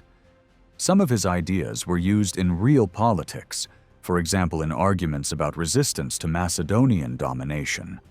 But after Athens was defeated again, and Macedonian power reasserted itself, later Stoics had to rethink what it meant to speak of virtue and the ideal city under strong monarchies and, later, Rome. Under thinkers like Clynthes and Chrysippos, Stoicism gradually shifted. It remained critical of injustice, but it became more compatible with the idea of a wise king or just ruler. Over time, some of Zeno's most radical ideas were played down, denied, or treated as youthful exaggerations, and Stoicism became a convenient philosophy for educated officials and rulers who wanted a moral language for their authority. Alongside Stoicism, other writers imagined perfect societies in the form of travel tales and utopias. Euhemerus of Messene wrote a story about a sea voyage to a distant island called Panchaia, where nature and society are in perfect balance. The gods of Greece are explained as old human kings who were turned into gods by grateful people. Property is fairly shared, money disappears, and people live simply and justly. Another writer, Iambulos, described a faraway island society where people live long lives, enjoy bountiful nature, share children in common, and avoid conflict by erasing personal ownership and rivalry. These stories are full of fantasy and strange creatures, and they were probably meant more to entertain and provoke thought than to inspire real revolutions. Occasionally, political leaders borrowed their language. One rebel in Asia Minor named his center Sun City and tried to appeal to dreams of justice and equality, but we do not see a detailed social program behind this. It looks more like a clever slogan in a desperate struggle than a full utopian movement. When we look at all these philosophies and stories together, it is tempting to say that people turned to withdrawal and dreams because they were afraid of a new and frightening world. Many modern scholars have spoken in that way. They imagine ordinary individuals lost in a huge Hellenistic universe, far from the small, clear polis of the classical age, and they see Epicureanism, skepticism, and later Stoicism as a kind of escape. But this picture may owe more to modern feelings than to ancient reality. Greek city-states had always faced wars, shifting alliances, and limited control over their fate. Greeks had long experience of travel, trade, and colonies across the Mediterranean and the Black Sea. After Alexander, many actually gained new chances to serve in armies, earn money, or settle abroad with land and privileges. It is more accurate to see Hellenistic philosophy as part of a longer story that begins in the 4th century. New schools did not spring from nowhere after one political shock. They grew out of debates that had been running for generations. the main producers and consumers of these ideas were not frightened peasants, but educated elites, wealthy citizens, royal advisors, officials, and professional teachers. For many of them, philosophy was both a serious passion and a leisure activity. They had the time and money to attend lectures, copy books, and argue about happiness, fate, and virtue. Some also served as diplomats and political leaders, using philosophy to shape their public image and their decisions. In the same way, changes in religion and cult practice in this age should not be reduced to fear or decay. New cults of Serapis, Isis, Atargatis, and others did not replace older gods. They were added to the religious landscape, often under the protection of city authorities and kings. People could honor these new gods and still sacrifice to Zeus, Athena, or Apollo. Collective festivals, offerings, processions, and temple building continued. At the same time, some cults that promised healing, protection, or a closer personal relationship with the divine became more visible and attractive. These appealed across city boundaries and ethnic lines, but they still settled into the framework of the Greek city and its sanctuaries.